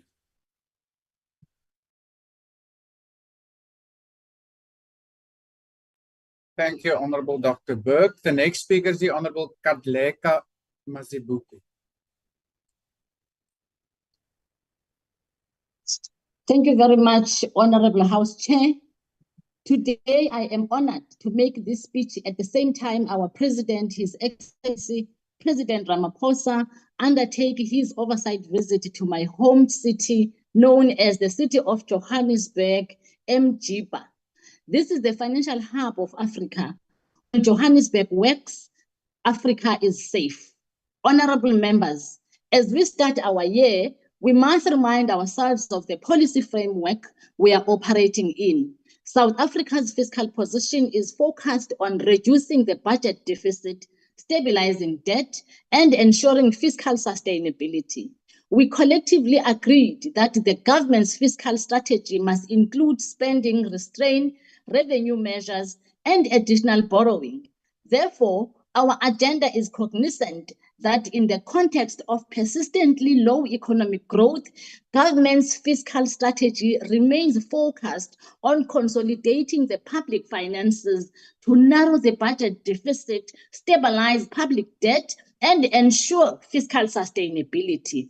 Honorable House Chair, as we debate today, we must take into consideration the following focus areas: understanding the global and domestic macroeconomic context, South Africa's fiscal framework and financial sustainability position, impact of credit rating and counter risk premium of our debt position, profile of debts, reflect on its impact for developing nations, and highlighting measures and the position of the African Union, South Africa's sustainability debt levels, the importance of growing the economy to tackle the triple challenges, and urgency to tackle economic growth. Honorable members sitting on the other side, lest we not forget that the African National Congress has always emphasized a developmental macroeconomic framework to advance the transformation of our economy and address the injustices of colonialism and apartheid. History is the best teacher, and the history of governments globally and in our country, House Chair, demonstrates the importance of taxation as an instrument to fund the budget of government and meet policy objectives. The ANC has always advanced a progressive redistributive tax system which sources income from the wealthy, business, high-income earners, and working South Africans to benefit the poor and lower-income households and underdeveloped areas. Redistribution is a critical element of transforming a political economy of a country, and the ANC will always be prudent based on a balance of evidence in taking fiscal policy decisions related to the fiscal framework and tax proposals. The budget deficit, in the other hand, is a product of spending increases based on government policy priorities.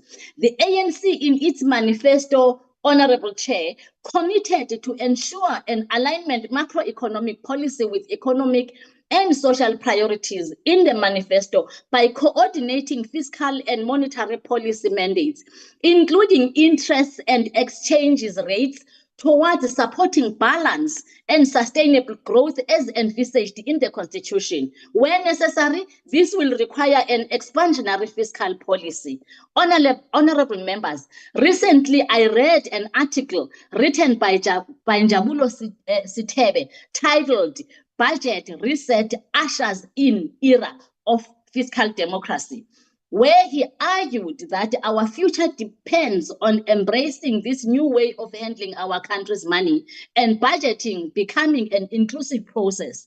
In this piece, Njabulo clearly outlines our economic challenges, and failure to address these challenges has affected our economic growth. As a result, we are forced to make different choices that must ensure the correct fiscal balance. We continue to have the highest unequal society in the world. Therefore, we have a duty to ensure the redistribution of assets, and this requires government to consider alternatives such as wealth tax through various mechanisms such as a dividend tax, estate duty tax, increasing tax for high-income earners, reviewing foregone tax through subsidies based on a balance of payments, and also utilizing reserves and low-cost bonds through monetary policy transmission instruments.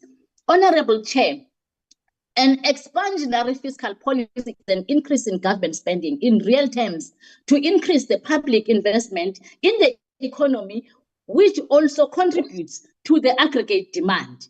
The ANC government has embedded a fiscal framework which allocates over 60% of the budget allocation for the social wage to tackle poverty and inequality. Our progressive taxation system has funded the expansion of schools, clinics, hospitals, roads, bridges, TVET colleges, water infrastructure, houses, and advancing the Black economic empowerment policy for redress. Honorable members, we must not forget that a budget deficit is not an anomaly.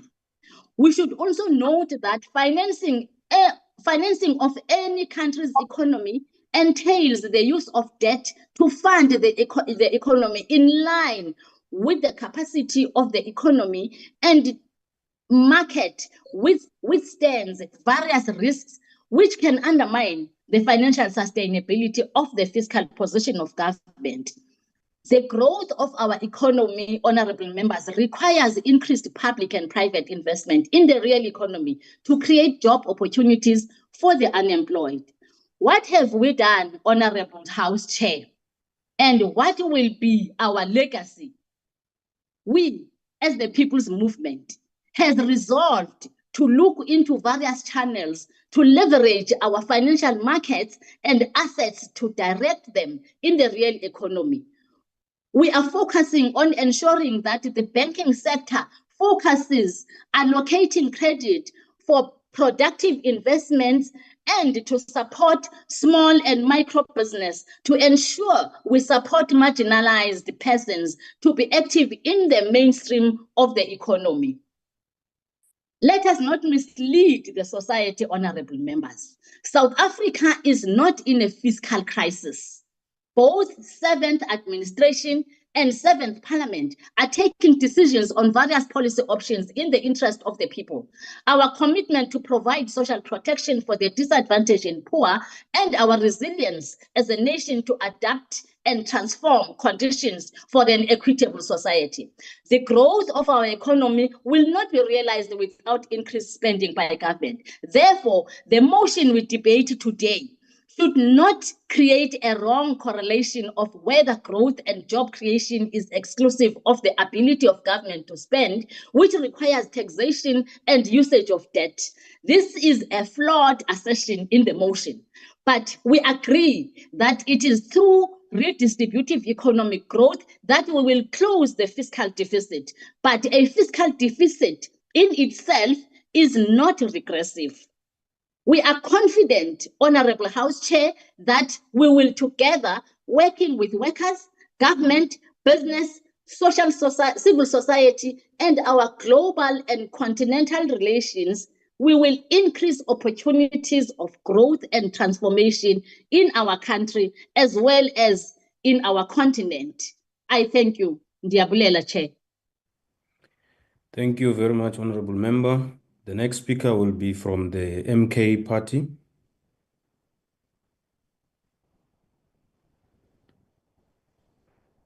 MKP.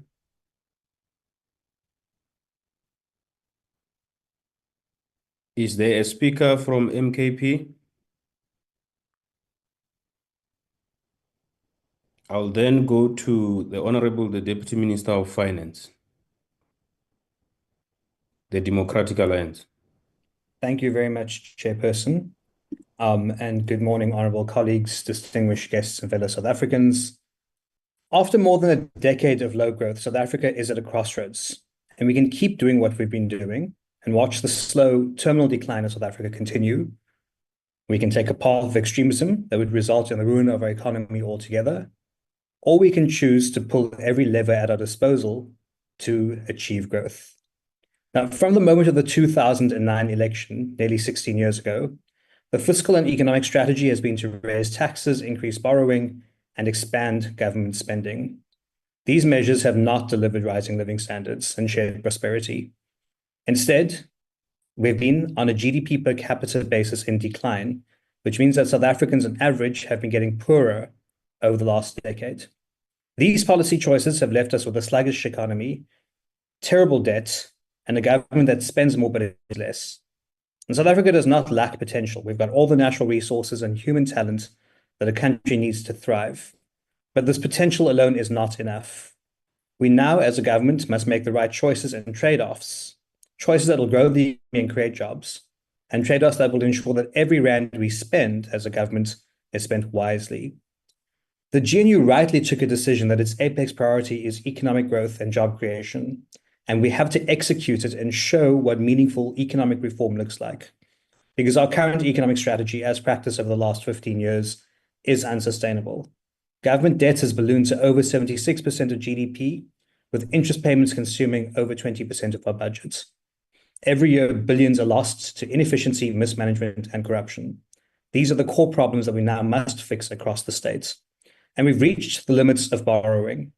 Every rand that we've borrowed in the past, we must now repay, and every rand that we borrowed today must be repaid tomorrow with interest. The more we borrow, the less we have to spend in critical services like healthcare, education, and infrastructure. And this cycle of higher taxes, more borrowing, and ineffective spending must be broken. So the only path forward is sustainable economic growth. Growth increases revenue without raising taxes. Growth creates new jobs and new firms. Growth gives South Africans the dignity of work and the ability to build better futures for their families. But growth doesn't happen by accident. It requires clear, decisive action. And let me outline 4 key areas where we will act and must act. Existing businesses and entrepreneurs have the potential to create millions of jobs, but they're being strangled by poor infrastructure and network industries, red tape, and high costs. So full regulatory review of red tape across the state is needed to cut unnecessary regulation that make it harder for businesses to start, operate, and expand. We must fix Eskom once and for all. Businesses cannot thrive when the lights keep going off or electricity keeps going up by 40% per annum. We must ensure that businesses have access to affordable finance, so that entrepreneurs can turn ideas into reality. Businesses are not tax targets, and it is the role of government, rather, to become their enabler, to ensure that they have the freedom and support to grow. And a country cannot grow without a solid foundation, and that foundation is in our network industries. Roads, ports, railways, energy supply, and digital infrastructure are the building blocks of modern economy. But too much of this infrastructure is decaying, and new projects are stalled by bureaucratic inefficiency and corruption. So we must prioritize reform so that we can get infrastructure that delivers economic returns. Every road built should connect people and businesses to opportunities and markets. Every power station constructed should deliver stable, affordable electricity on budget and on time. Every rand spent by the government must generate measurable jobs and growth. So rapid structural reform in our network industries is now key to unlocking this growth, and it needs to be accelerated for growth and jobs. This is why in the MTBPS, the GNU took the decision to stop funding failing state-owned enterprises and encourage public-private partnerships that leverage private sector expertise and efficiency. Government alone cannot fix our infrastructure crisis, and so we must work with the private sector who knows how to get things done. South Africa also does not have a revenue problem, we have a spending problem. We lose billions every year in corruption, bloated bureaucracies, and inefficient programs. Every government department must be held accountable for how it spends taxpayer money, and waste must be eliminated, and this can be done systematically under a comprehensive spending review. We must further crack down on corruption with real consequences, not just words. A government that allows corruption to flourish cannot claim to be pro-poor. And lastly, we must prioritize frontline services, education, healthcare, and the safety of our citizens while cutting waste in non-essential areas. A government that does this has more money for its citizens. A government that focuses on delivering real results can restore the trust and confidence that has been eroded over time. And make no mistake, our single biggest challenge is unemployment.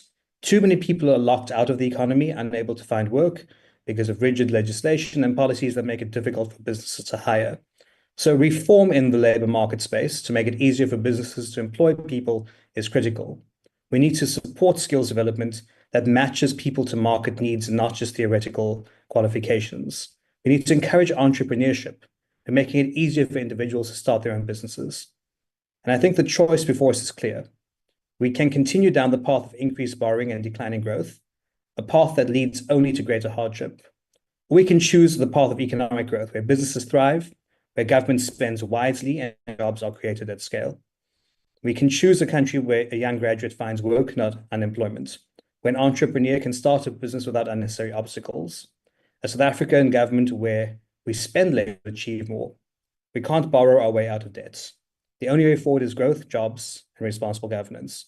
And South Africa can work for all its people, but only if we have the courage to make the right choices. And this is why the DA is in the GNU, because we have this courage to make the right choices, and we'll use our position and leverage to make sure that growth and jobs becomes the obsessive focus of this government. Honorable Deputy Minister, can you hold on? There's a hand, Honorable Reddy.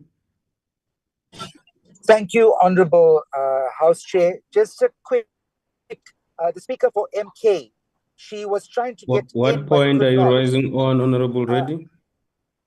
I just want to make an appeal for you to allow the MK Speaker after the Deputy, No, Honorable let Deputy him Minister. finish. You are well within your right to let the Deputy Minister finish, and before I call the next speaker, Sure. you will do that. Thank you. Thank you. Honorable Deputy Minister. Thank you, House Chair. As I was concluding, the DA is in the GNU because we have the courage to fight. Honorable Mkhwekana. I seem to be interrupted, Chair. Can you switch off your mic? Okay. Mkhwekana, can you switch off your mic? Deputy Minister, my apologies. Can you proceed? Perfect. Thank you very much, House Chair. House Chair, as I conclude, South Africa can work for all its people, but only if we have the courage to make the right choices. The DA is in the GNU because we have this courage, and we will continue to use our position and leverage to make sure that growth and jobs becomes the obsessive focus of the government at large. Thank you very much. Thank you very much, Honorable Deputy Minister. The MK Party.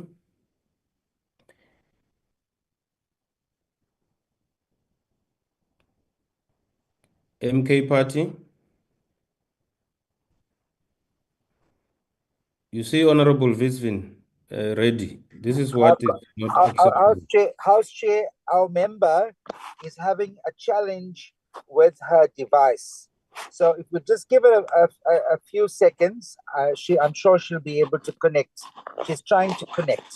There is an issue with connectivity on our We part. can't wait. Let me allow Honorable Mautwe to proceed, and then she will come after Honorable Mautwe. Honorable Mautwe? Thank you very much, House Chair. Let me start by greeting the President and Commander-in-Chief, President Julius Malema, officials, commissars, and fighters. Chair, we're called here. Honorable Mautwe, just a minute. Honorable Ocamp. Thank you, Chairperson. The rules of Parliament is very clear. No party regalia or symbols of a party may be visible during a sitting. Could we just ask that this member please change that in the background, please? As far as I know, Honorable Ocamp is the name that is not allowed. I haven't seen that with Honorable Mautwe. If there is, I'll look into it and make a ruling. Thank you, Chairperson. It's on the jacket right behind her and on the flag to her right. Thank you. Chair, you've made a ruling. Can I continue to debate?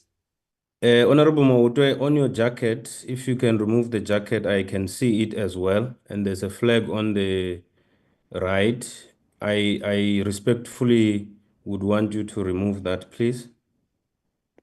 Yeah, but Chair, you made a ruling earlier on. Why do you have to? Because I could not see.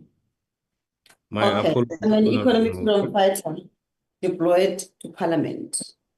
Is Can that you okay, remove the flag Chair? as well? Thank you. Oh, the flag. This one. Yes. This Yes. one. No That problem. one. Thank you The very flag much. of the Can you EFF. proceed? No, Okay. don't do that, Honorable Mautwe. Can you proceed? Yeah, no. I was saying, are you meaning this flag of the Honorable EFF? Mautwe, can you Yeah. proceed? Thank you. Chair, we're called here once more to debate the call for urgent need for government to grow the economy, create jobs, and spend more efficiently instead of increasing taxes and deficits to achieve a South Africa that works for all its people. First and foremost, Chair, this proposed subject of discussion should not have been made allowed on the order paper in the first place, because if anything, it preempts the debate on the fiscal framework that will be held in April. Dr. Burke, as a member of the Standing Committee on Finance, will once again want to debate the same subject, and he knows about this. Really, we are being abused here. Chair, this debate does not only preempt the fiscal framework debate, but also preempts the Finance Minister's upcoming Volume 2 budget, scheduled for next week. Be that as it may, let's make something very clear. South Africa does not have an economic policy. We have not had any real economic policy in the past 20 years. The former liberation movement has mismanaged our economy, failed to expropriate land without compensation, failed to nationalize strategic sectors of the economy as the foundation of transformation and the transfer of economic control into the hands of the majority, and failed to industrialize by building new cities, new industries, and creating jobs. Today, nearly 12 million people are unemployed and unable to find work. Half the population survives on social grants because they are systematically excluded from the economy. More than 60% of the population lives in poverty. The economy has stagnated, growing by less than 2% in the past 10 years. When we debated the State of the Nation address, we reminded this House that our people are suffering under economic hardships. The price of bread has increased, the price of petrol has skyrocketed, and the price of maize meal continues to rise, placing an unbearable burden on the poor. We said all this to demonstrate that Mr. Cyril Ramaphosa's approach to economic policy making is as reckless as playing Morabaraba with a begging bowl, pleading with the private sector to create jobs instead of taking decisive action. Chair, the bottom line is that there is no real plan to grow the economy or create jobs. The rejected budget that the finance minister failed to table on the 19th of February was not going to bring any meaningful intervention into the economy, nor will the one that is going to be tabled next week. We knew that the former liberation movement would come here and celebrate the 0.6 economic growth according to the latest GDP figures. But that is as ridiculous as celebrating the creation of 10 jobs when 1 million people remain unemployed. The solutions to South Africa's economic crisis are clear, but the former liberation movement and their neoliberal partners in the Grand Coalition refused to implement them. We need to resolve the land question urgently. Chair, without land, there can be no meaningful economic transformation. Land must be redistributed to the people, not auctioned off to banks and foreign investors. We must nationalize strategic sectors of the economy, including mining, energy, telecommunications, and transport, so that wealth is directed towards industrialization and economic growth, not into the pockets of white monopoly capital. Chair, we must build a strong manufacturing sector that creates millions of jobs instead of relying on imported goods. This means establishing state-owned factories that produce steel, cement, textiles, and automotive components to reduce dependency on foreign economies. We need to establish a well-capacitated and fully resourced state bank to finance industrialization and development. We cannot rely on commercial banks that exploit our people with high interest rates while refusing to fund Black-owned businesses. Chair, we need to generate affordable and dependable electricity. We cannot continue to stifle the economy because of load shedding, corruption, and neoliberal energy policies that hand over our national grid to the private sector. We need a state-controlled, well-funded, and strategically managed energy sector that prioritizes electrification and industrialization, not private profits. Chair, we must aggressively invest in infrastructure development, roads, rail, ports, and digital connectivity to ensure that our economy functions effectively and efficiently.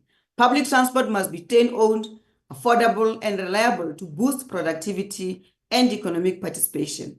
We must implement a massive public works program that directly employs millions of young people in constructing houses, schools, health facilities, and roads. The money wasted on useless consultants and middlemen must be redirected towards job creation. We must protect South African industries from foreign exploitation by implementing strict trade policies that favor local businesses over multinational operations. No country has ever developed by allowing foreign companies to dominate its market.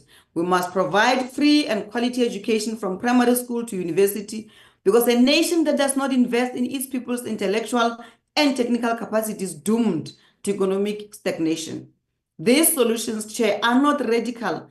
They are practical, they are logical, and they are necessary. And most importantly, they are very urgent. We are not going to resolve our economic crisis through neoliberal policies that have failed us for the past 30 years. The so-called medium-term development plan is a joke.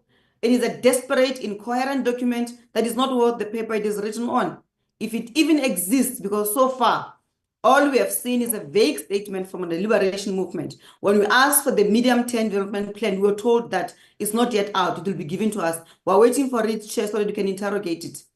Chair, South Africa's economy needs bold and decisive leadership that prioritizes the people over profit, industrialization over financial speculation, and public control over neoliberal privatization. That is the only path to economic freedom in our lifetime. Chair, we're tired of lip service. We're tired of being told we cannot be bullied by anyone, yet we do not take decisive action to change the lives of our people. Chair, I thank you. Your time has expired. Thank you very much. MKP. Thank you, Honorable Chair. Honorable Chair, thank you, unmute. Thank you, Honorable. Yes. No. Hello, thank you, Honorable Chair. Proceed, Honorable Mpokana. Okay. Can you proceed? We hear you. Yes. I'm still looking for this. Oh my God. Something wrong here. Honorable Chair, I'm being troubled by this technology here. I don't know what's going on. This is unfair, honorable members, to other members, because we have been giving you time, and the technical glitch is clearly not with the table staff, it's with yourself. Can you proceed, Honorable Mkhekane? Or Yes, Honorable, Honorable. or anyone from MKP who has the speech, can they read Please. on behalf of Honorable Mpakana? I Honorable am being Reddy? troubled by that. Yeah. Honorable Chair, may I assist? Please assist. Who's that? This is Honorable Gupega. Can you proceed, Honorable Kubega? Honorable Mpakana, can you mute? Thank you, Honorable Chair. Okay, thank you, Honorable Chair. Thank you, Honorable Chair. Okay. Now I got my speech. Yes. Proceed. Yes. Honorable Chair, the biggest problem confronting South Africa today is the problem of unemployment. A father and a mother have to go through the pain of watching their children go to bed hungry because there is no food in the house. Children wake up hungry and have to go to school hungry.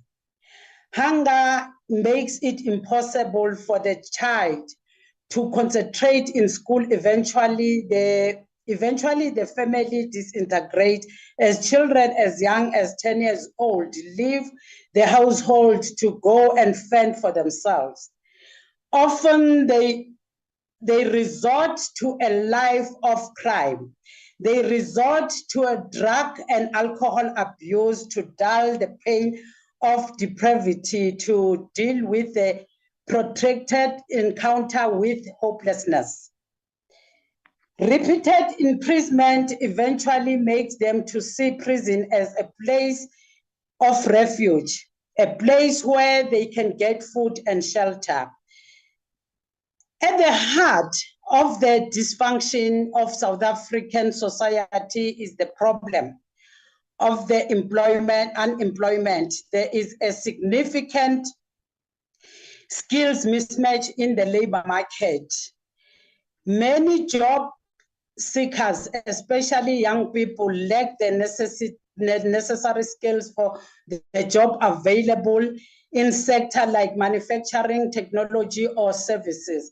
This is exacerbated by an education system that often fails to equip young people with the skill required for the modern economy. The South African economy, while growing, has not been growing at a rate high enough to create the number of jobs required. Even during period of economic recovery, the growth rate has been insufficient, make a significant dent in the unemployment rate. Additionally, automation and technological changes in some industry has made certain jobs obsolete, creating an even greater challenge for job creation. Unfortunately, South Africa, the GNU does not have response to this problem. There is no vision, no plan. The National Development Plan has missed almost all of its targets. The most important target of creating jobs and reducing unemployment is hopelessly out of the window, and there is no chance that it will be met by 2030. The unemployment rate currently sits at 32% against NDP target 6% by 2030. The apartheid demon is also manifest in our employment. According to State South Africa, unemployment white is only 7%, whilst unemployment amongst blacks sits at staggering 37%. And yet the Freedom Front, the DA, and the World Bank, key partners in the so-called GNU, have called on the government to abandon Black economic empowerment. One can only conclude that they would like to see the deepening of inequality in South Africa with the assistance of our erstwhile liberation movement. The tragedy, however, is that despite this reality of the grossly high employment rate, the DA-ANC-led coalition has not even revised its employment target to be more realistic. The National Development Plan has simply ceased to matter. There have been delay in the finalization of the medium-term development plan. We have been since before Christmas that it is almost ready. The tragedy, however, is that the Minister of Finance attempted to deliver a budget in the absence of a credible plan, an endeavor that can only mean disaster for. For on wonders without a plan other than the proverbial thumbs up, what will inform the numbers that will come out of the budget. Sadly, another attempt will be made on the 12th of March 2025 by the Minister of Finance to accomplish his foolish feat of presenting a national budget that is not based on any plan or vision. Historically, South Africa has never experienced double-digit economic growth. The highest rate of growth recorded in South Africa, 7% in the mid-60s, at the height of apartheid and Afrikaner nationalism. The highest post-apartheid economic growth was 4.2% achieved on 2005. The reality South Africa is that without significant structural changes to the economic, double-digit growth will continue to be elusive. The MK Party believes that through radical economic transformation and restructuring, it is possible to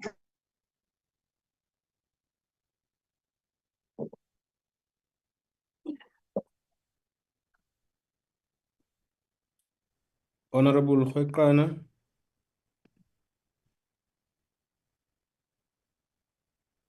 Honorable Khwekana, are you still there? User of minerals, particularly platinum, gold, and diamonds. The mining sector is cornerstone of the economy, accounting for a significant portion of both GDP and export revenues.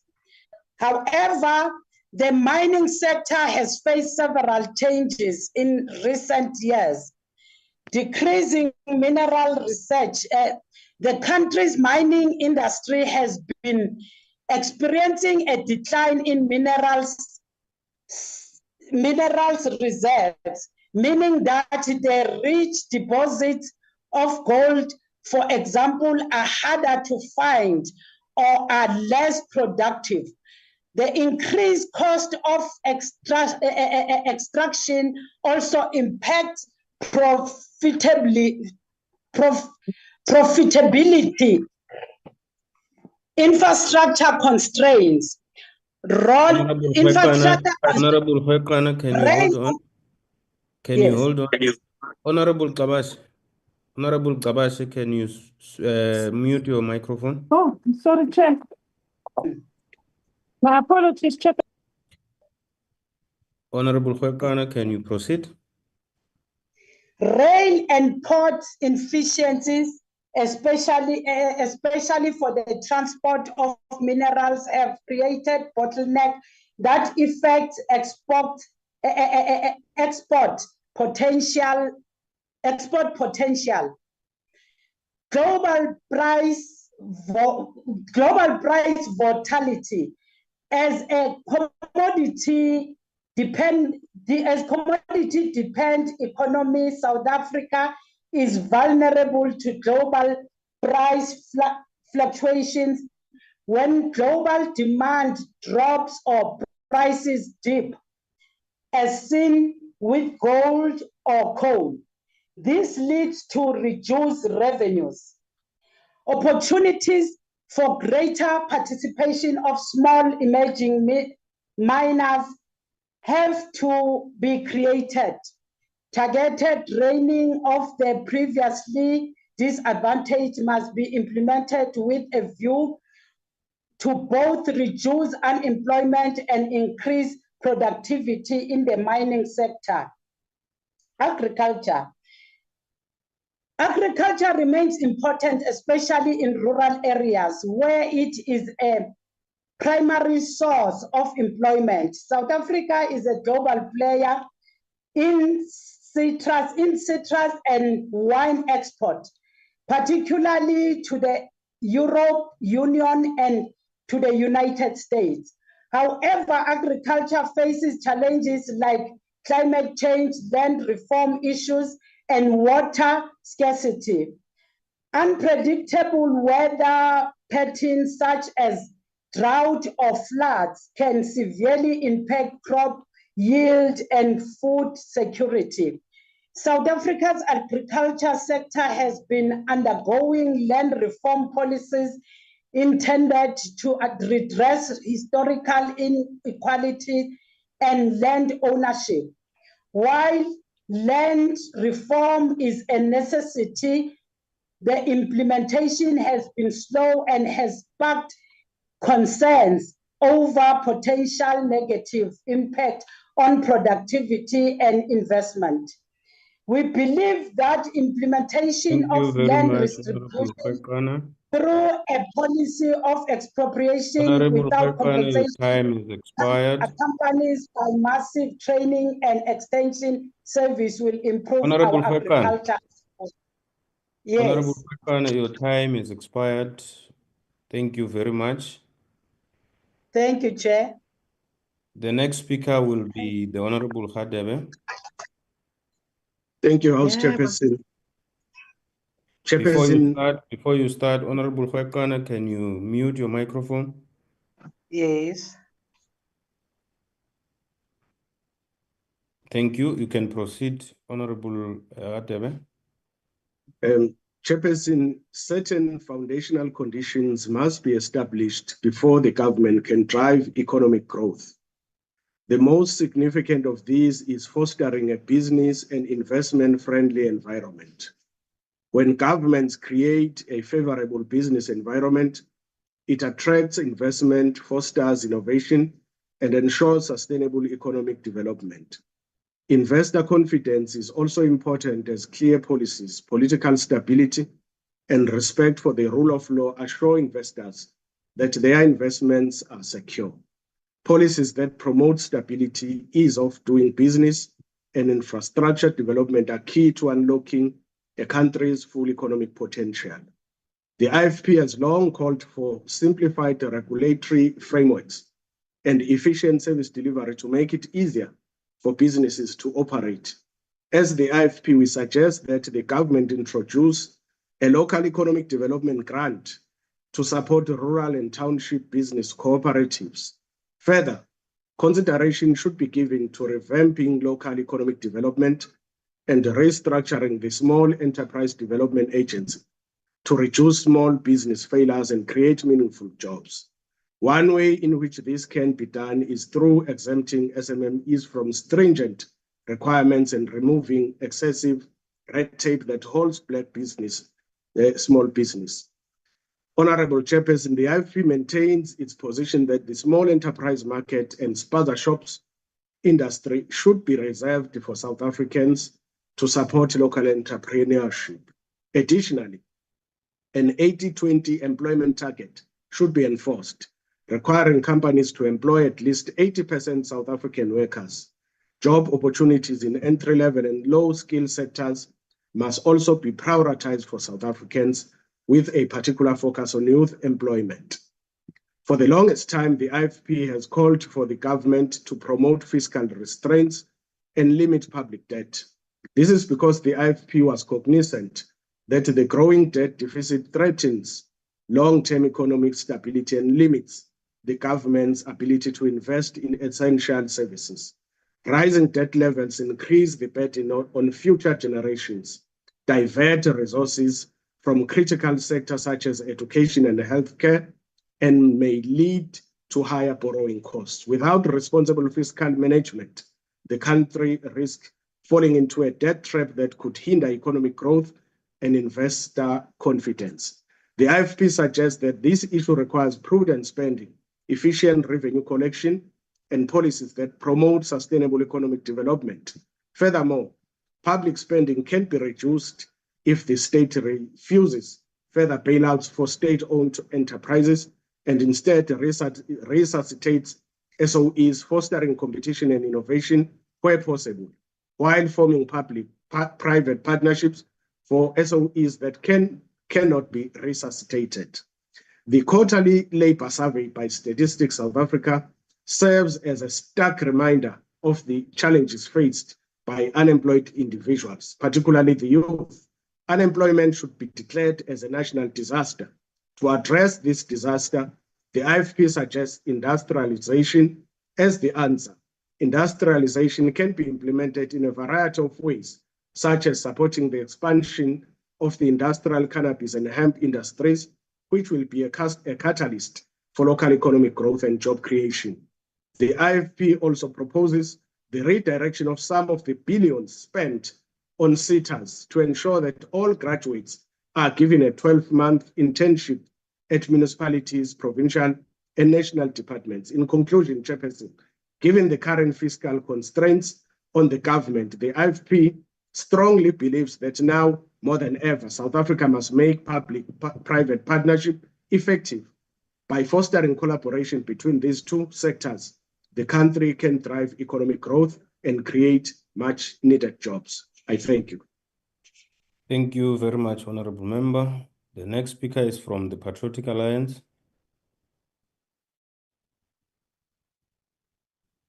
Honorable Vessels.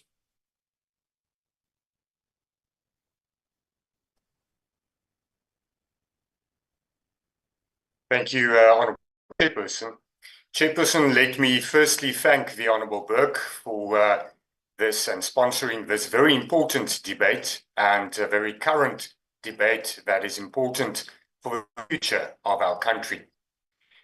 We all know that we have inadequate economic growth, and it has been said by many members during this debate. And inadequate economic growth stands at the core of our fiscal and social woes. The budget deficit is a result of insufficient economic growth, wrong priorities, over-expenditure, looting, and corruption. Less economic growth, Honourable Chairperson, causes more unemployment, more poverty, more dependency on government for grants and social functions, and thus more government expenditure priorities. More government expenditure and less growth, less government revenue. The budget deficit must be addressed sustainably. Increasing taxes to just now lessen the budget deficit is short-sighted. It will, in the short term, increase revenue, but in the long term, it will lead to less economic activity because people will have less money to spend, and that will lead to reduced growth and thus ultimately less revenue, and thus more poverty and more unemployment. We need economic growth to address inequality, poverty, and unemployment, not redistribution. Taxpayers are already overburdened, whilst the government is being exploited by entrepreneurs, and taxpayers' money is being looted by corrupt fat cats. Chairperson, cost containment should not only be about looking at what government is spending money on, but should also focus on what government pays for goods and services. One example, cost containment measures were put in place a few years ago where members of the executive are not permitted to fly business class anymore. But, Honourable Chairperson and Honourable Members, In many instances, and I almost want to say most instances, government departments pay more for an economy class ticket than a normal person would pay for a business class ticket directly from an airline. Every rand and cent is important whilst we are in this fiscal crisis. The Zondo Commission noted that the primary national interest is best served when the government derives the maximum value for money in the procurement process. Let us stop enriching a few BE entrepreneurs who are exploiting government and where there's no value for money to the detriment of the rest of the country's citizens, especially the poor. I thank you. Thank you, Honorable Wessels. Honorable Beasley. And thank you, Speaker. Speaker, South Africa is facing an unemployment, inequality, and poverty crisis. Currently, more than 10 million people are unemployed, and youth unemployment is at a staggering 46%. Currently, we are the most unequal society in the world, with our inequality being described as obscene. Currently, more than 50% of households will go to bed hungry tonight. The only way we are going to address the unemployment, inequality, and poverty crisis is through significant economic growth. Speaker, despite the importance of economic growth, it is quite clear that the GNU is anti-growth. The GNU continues to be enablers of failed ANC economic policies. The latest GDP figures released by Stats SA of growth of 0.6% for 2024 reflect how stagnant the economy has become and is indicative that the GNU is anti-growth. The GNU talks about inclusive economic growth. There's just too much talk.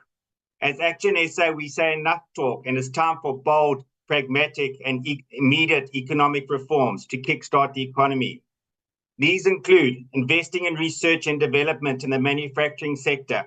South Africa's government spends less than 1% of GDP on research and development, while our research per capita lags major emerging markets. This underinvestment stifles our ability to build competitive industries, and it explains why manufacturing accounts for only 12% of GDP, whereas 20 years ago it contributed over 21%. Secondly, we need to cut red tape. South Africa's businesses are being drowned in red tape, and it's becoming harder and harder for businesses to operate. A recent report ranked South Africa 98th in terms of ease of business.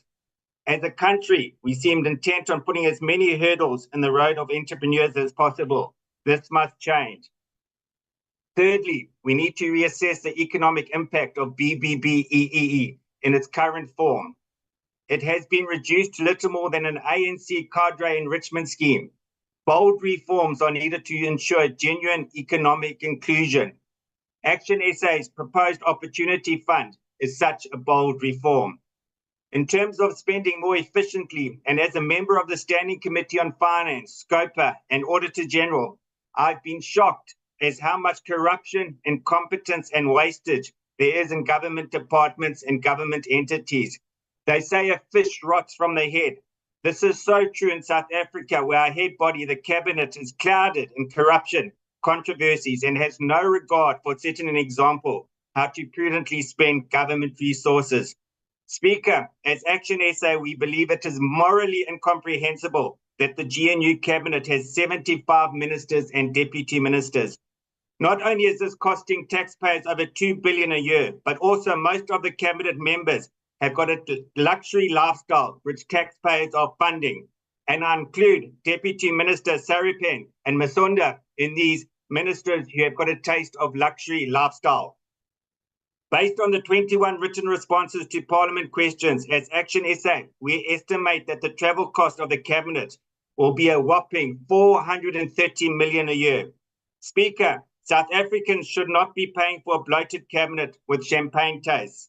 It is for this reason that Action SA has commenced legislation that will abolish deputy ministers and call for greater transparency and oversight of cabinet members' perks. And Chair, Speaker, I've got a huge respect for Dr. Burke, and I look forward to Dr. Burke joining us in this matter as part of his legacy. Speaker, there's no doubt that we need efficiency in government expenditure. It should start with the cabinet. And lastly, Action SA repeats the call that SARS must get more funding. We are grateful that the ANC Veterans League, the DA, and COSATU have joined this call. SARS must be properly funded. We cannot leave 840 billion on the table each year. Thank you, Speaker. Thank you very much. It's chair to you, Honorable Bisley, not speaker. It's a huge promotion. I apologize. The UDM, Honorable Zungula.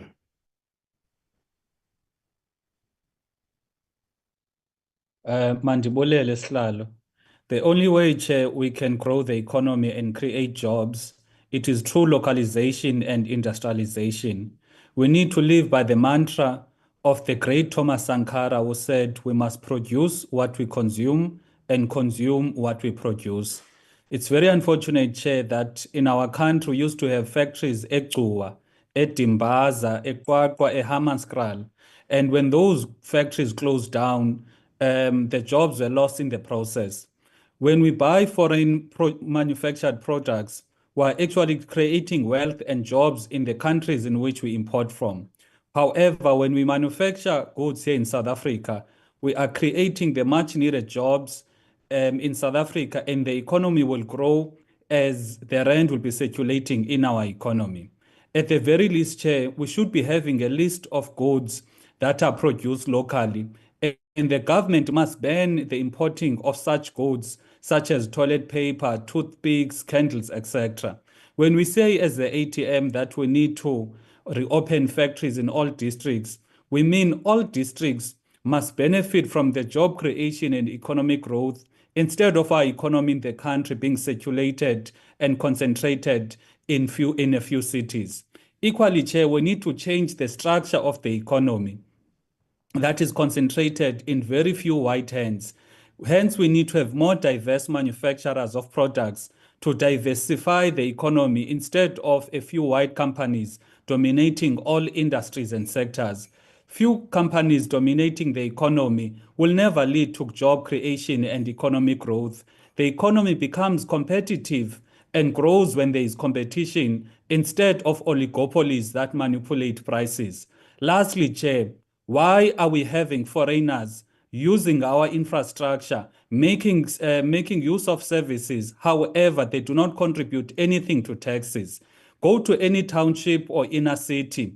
Those guys are making use of our services, but they are not paying taxes. So our submission as the ATM, in order to increase our revenue as a country, all foreigners must contribute towards taxes. Go to any China city or China mall. They are there, they are making money, but they are not contributing anything. That is our submission. Thank you. Thank you very much, Honorable Zungula. Honorable Squati. Thank you, Chair. Chair, allow me to switch off my camera. My network is not that stable here. Chair, I think I should take this opportunity to thank you, but also, Chair, thank Honorable Burke for this debate. And Chair, it would be important as well to first and foremost acknowledge that as we deal with this debate, we need to acknowledge that the present economic weaknesses are as a result of apartheid legacy, where an economic structure has been created and therefore created tendencies that over many, many cycles, those tendencies are actually refusing to die. And therefore, we are still, even today, trying to deal with that. And I think the previous speaker has already spoken to it, that it's in terms of the structure of the economy. And until such time that we deal with those fundamentals in terms of the structure of the economy, there is very little that we are going to see in terms of the growth of the economy. As much as we are going to be trying harder and harder to come up with new ways and means, but the fact is that we need to deal with those tendencies that has been created by the apartheid legacy. And as well, Chair, as we debate on the objective of increasing this economic growth rate and job creation, we should also recognize the objectives that we are setting for ourselves need to be financed by various instruments and mechanisms from the public sector and private sector. One of the key issues of colonial relations was the extraction of resources to benefit colonialist governments and their people. The development of the Western economies has also been on the bedrock of the exploitation and extraction of natural and human resources of colonized countries. This is the premise of imperialism, which seek or sought to advance its economic interest.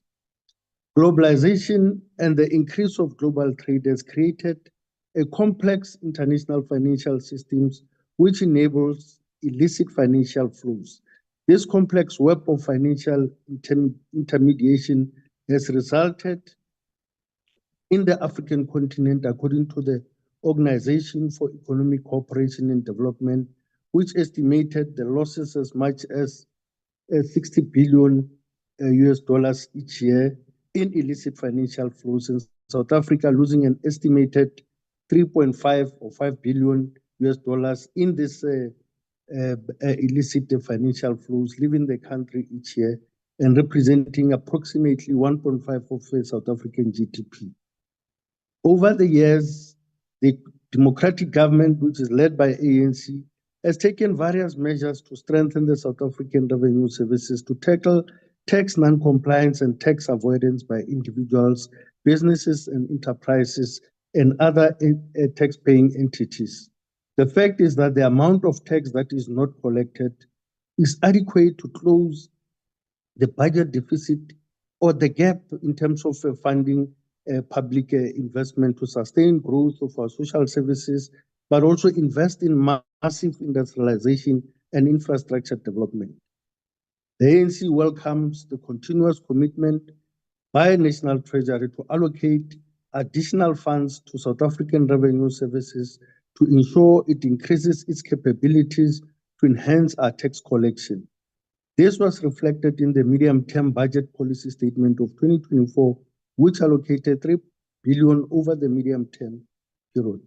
Having undergone a risk of its weakening during the period of state capture and abuse of power, as highlighted in the Nagan Commission, it actually created but also reflected the systematic weakening of the revenue collection. Over the 6 administration, our tax collector has recorded a significant progress which need to be commended. The ANC has also recommended further increases and implores SARS to increase the adoption of various artificial intelligence innovation to enhance its capabilities. Another area which results in the loss of taxes is the informal sector and the prevalence of major SMMEs that are not banking their revenue and understate their revenue to avoid taxes.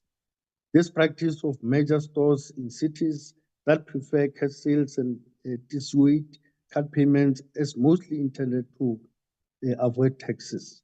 We must therefore have the capabilities to inspect and detect such practices of people in this country who should actually be found.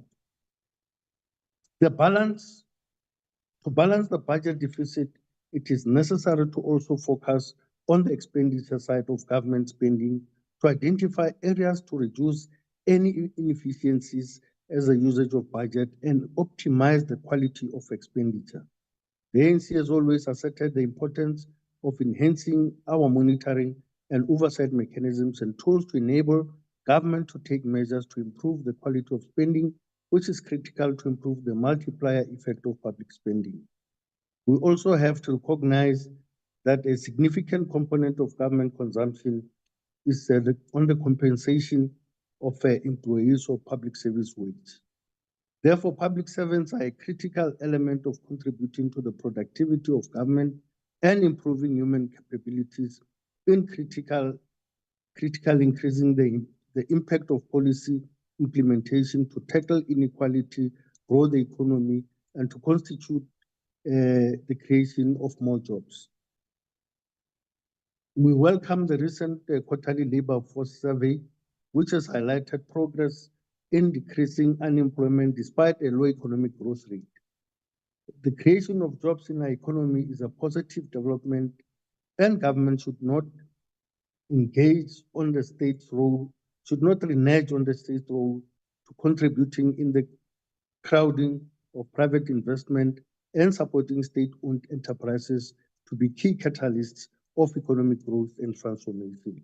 And as a nation, we need to recognize the impact of various credit rating agencies which are contributing to the country's risk premiums, which increase the cost of credit for government in the bond markets.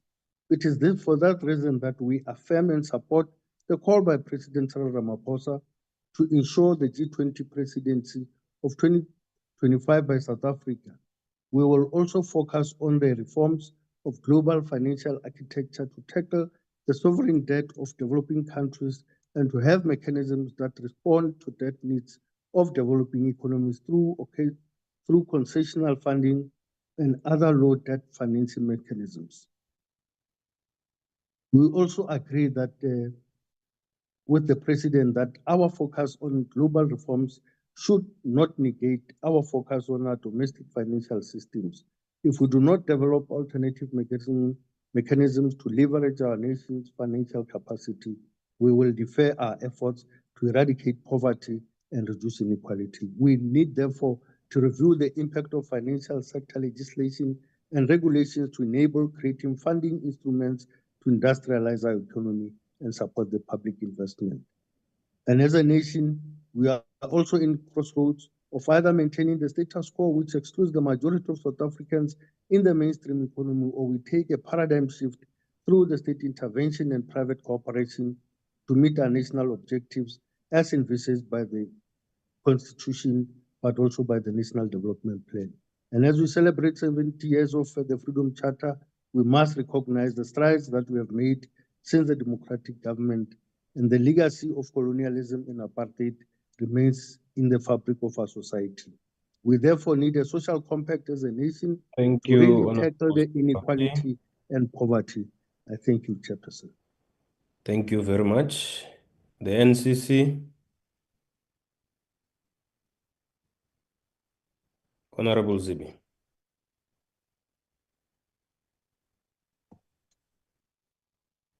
Thank you very much, House Chair. This is a debate that we have all the time in South Africa about how to grow South Africa's economy and create employment. The binding constraints to growth in South Africa have remained the same for some 15 years. Some of the most important include poor infrastructure, which is now degrading and collapsing because of climate change. It's also collapsing because of poor municipal and provincial maintenance and management of that infrastructure. We also have poor municipal governance and effectiveness, placing a cost burden on businesses and poor South Africans who spend more on trying to subsidize the inefficiencies of the government than their own lives. Last October, the Standing Committee on Public Accounts went on an oversight visit to Prasa, and we took a train from Naledi to Park Station. It takes an hour, 20 minutes, and the interval between trains is more than 40 minutes, which means at peak time, there are not enough trains. There are not enough trains through the day. That forces people to pay 60 Rand per return per day on taxes instead of 15 Rand on Prasa's train. So it's important that we do a couple of things. The first is to recognize that not only does the state need to invest in infrastructure, we need to encourage and regulate private investment in public infrastructure because we simply don't have enough money. A budget was not tabled a few weeks ago because the state does not have enough money without taxing citizens through VAT or companies and so on. The second thing is that we have to fight crime. It is really difficult for people, especially small businesses that cannot afford the security services, to battle crime at community level, to create jobs with residents being mugged, and also grow the economy as well. They simply don't have the resources. So we need to fight crime, support small businesses. But I also want to talk about a state whose bureaucrats and political principles do not reflect what needs to be done in the real economy.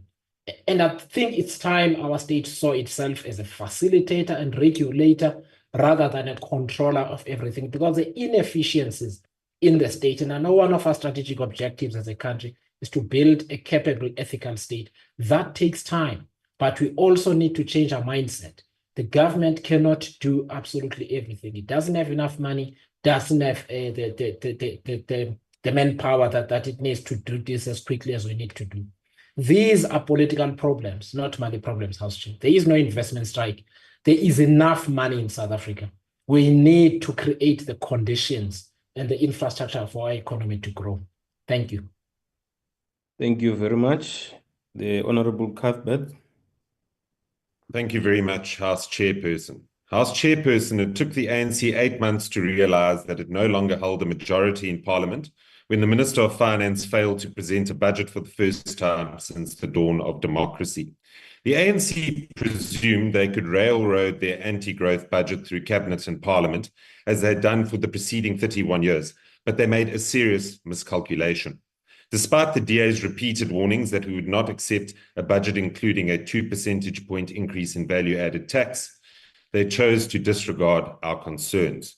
To make matters worse, they ignored the calls of their tripartite alliance partners, COSATU and the SACP, who warned that a VAT hike of this nature would disproportionately impact the most vulnerable South Africans. The ANC even went so far as to disregard the widely respected SARS Commissioner, Edward Kieswetter, who argued that the last big hike we had on big taxes was the VAT rate from 14 to 15%, and we know from experience that it didn't give us radically more revenue because we had reached a point of inflection.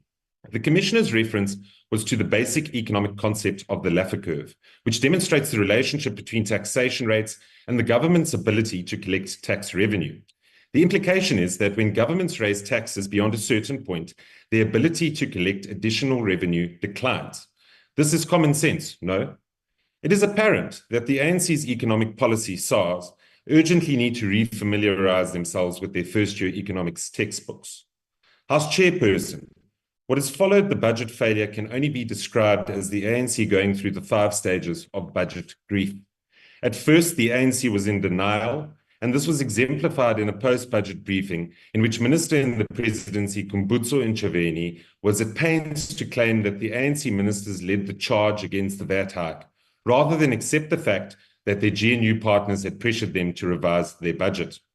And then denial turned into anger when the ANC Secretary-General, Fikile Mbalula, lashed out at the DA and accused us of trying to push for an austerity budget, instead of acknowledging that the ANC's poor management of the country's finances over the past 31 years had led to the government racking up a massive debt bill and throttling economic growth.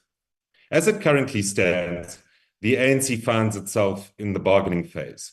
It was revealed in this last week's Sunday Times that several overtures have been made to the EFF to solicit their votes for the revised budget if the DA fails to accept a reduced VAT hike. Rather than considering our comprehensive proposal to close the 60 billion rand fiscal gap, the ANC has opted to play Russian roulette with the South African economy by attempting to broker a deal with the EFF behind closed doors. Once the ANC realized that their attempts to bargain with the EFF to apply pressure on the DA are bound to fail, they will soon descend into a state of severe depression. There's little doubt that they will claim victimhood and somehow try to blame this on the DA, but I can assure you that we will remain resolute in our opposition to any form of tax increase. Now, the final stage of grief is acceptance. And this is where the DA can help the ANC come to terms with the difficult policy trade-offs required to grow the economy and create jobs. However, acceptance begins by acknowledging the following 3 facts. According to the World Bank, South Africans already face one of the highest tax burdens in the world, with a tax to GDP ratio of roughly 26% as of 2022, far outstripping many of our emerging market peers. We can no longer afford to borrow as debt servicing costs already consume 21% of government revenue, and the International Monetary Fund projects that our debt to GDP ratio will increase from 75 to 80% by 2026. The only option is to adopt a pro-growth policy agenda, which will help us escape the low-growth trap which we have been confined to for the past 17 years. Last week, the DA laid out a bold plan to grow the economy and create jobs. This included committing to no new taxes, including VAT, personal income tax, and corporate income tax, and instead generating savings from fruitless, wasteful, and irregular expenditure. cutting unnecessary government expenditure such as advertising, travel and catering budgets, imposing a hiring freeze for all non-essential government posts, and conducting a national ghost employee audit, implementing a pro-business growth measures that expedite logistics and trade reforms, including the concessioning of freight rail and major ports such as Cape Town and Richards Bay, initiating a 3-month comprehensive spending review to identify wasteful and failing programs whose funding can be reallocated to essential public services such as healthcare, policing, and education, increasing revenue without raising taxes by improving tax compliance from 63% to 67% and selling underutilized state-owned land and properties. And lastly, protecting critical services and the most vulnerable by ensuring no cuts to frontline healthcare workers, teachers, police officers, or social grants. House Chairperson, the DA cannot in good conscience support a budget that places the burden on South Africans for the ANC's poor historical policy decisions. Whether we like it or not, we must accept that difficult policy trade-offs must be made to grow our economy and create jobs. Simply put, we must act now. South Africa will not forgive us if we don't.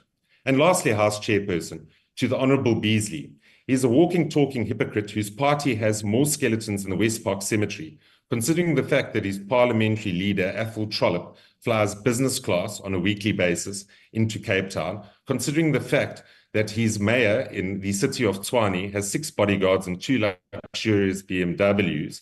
And secondly, they consistently demanded the initiation of deputy mayors in both the city of Tshwane and the city of Johannesburg. So I ask Honourable Beasley to go back to his party, understand what it is that's happening before he tries to point the blame at members of the executive who, like Deputy Minister Sarapin, live in Acacia Park and refuse new vehicles. I urge Honourable Beasley to go and check his facts.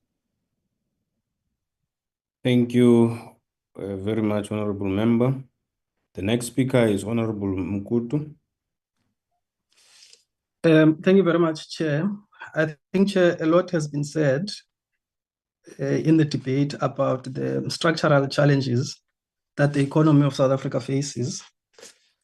But I think, Chair, what is missing in the debate, particularly from the DA, is that these structural challenges of high unemployment of Africans in particular, and Blacks in general, and the exclusion of Africans and Blacks in general from the economy, and the high levels of inequality in this country are a product of the apartheid legacy.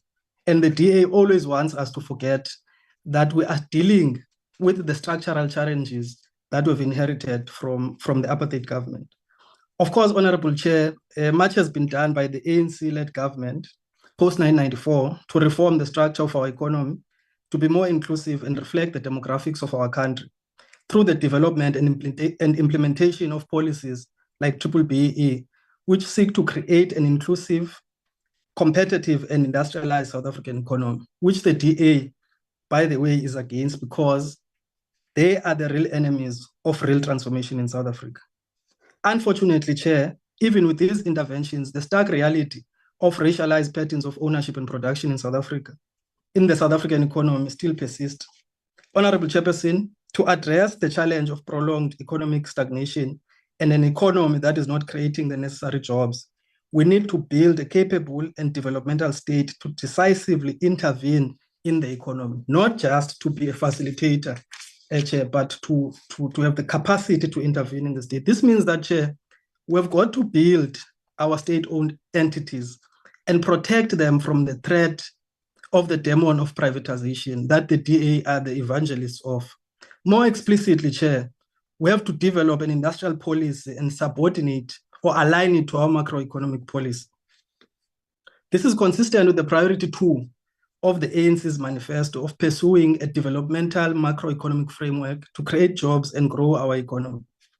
By doing so, we can ensure that our industrial sector is able to compete globally and create sustainable jobs for our growing population.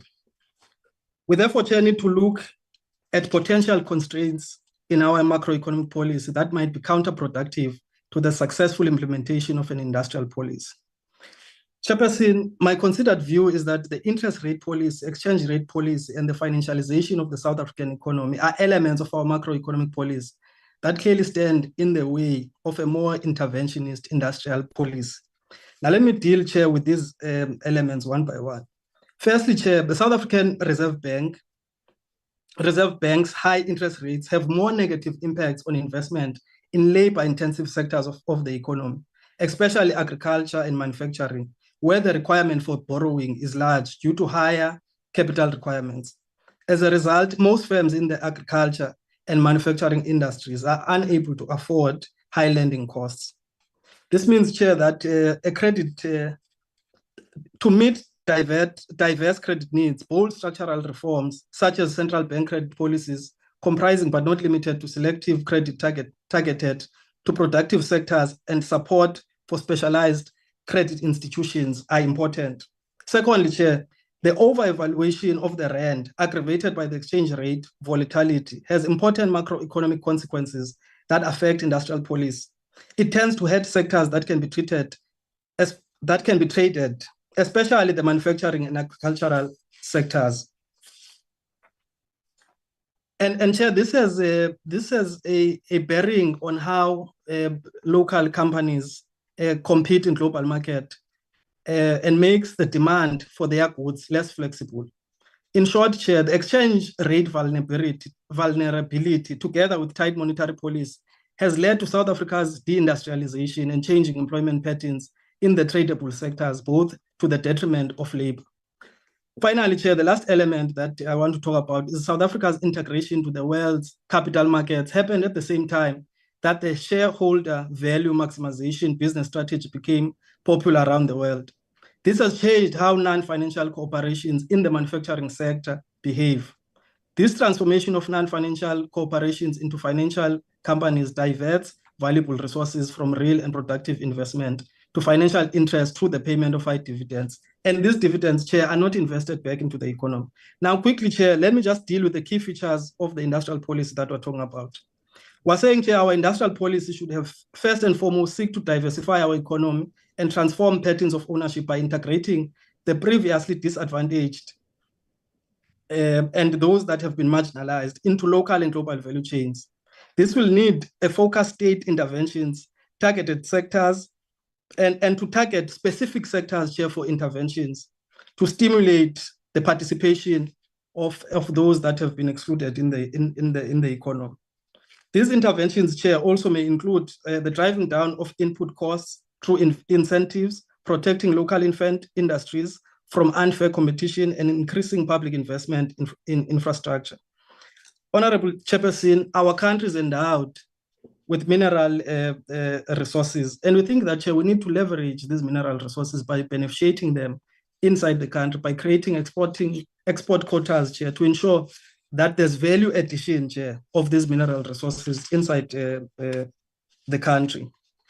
We think that, Chair, the government should be instrumental in developing and implementing export-orientated industrialization policies, prioritizing heavy industries such as steel, mineral beneficiation, shipbuilding, high-tech manufacturing, and localization.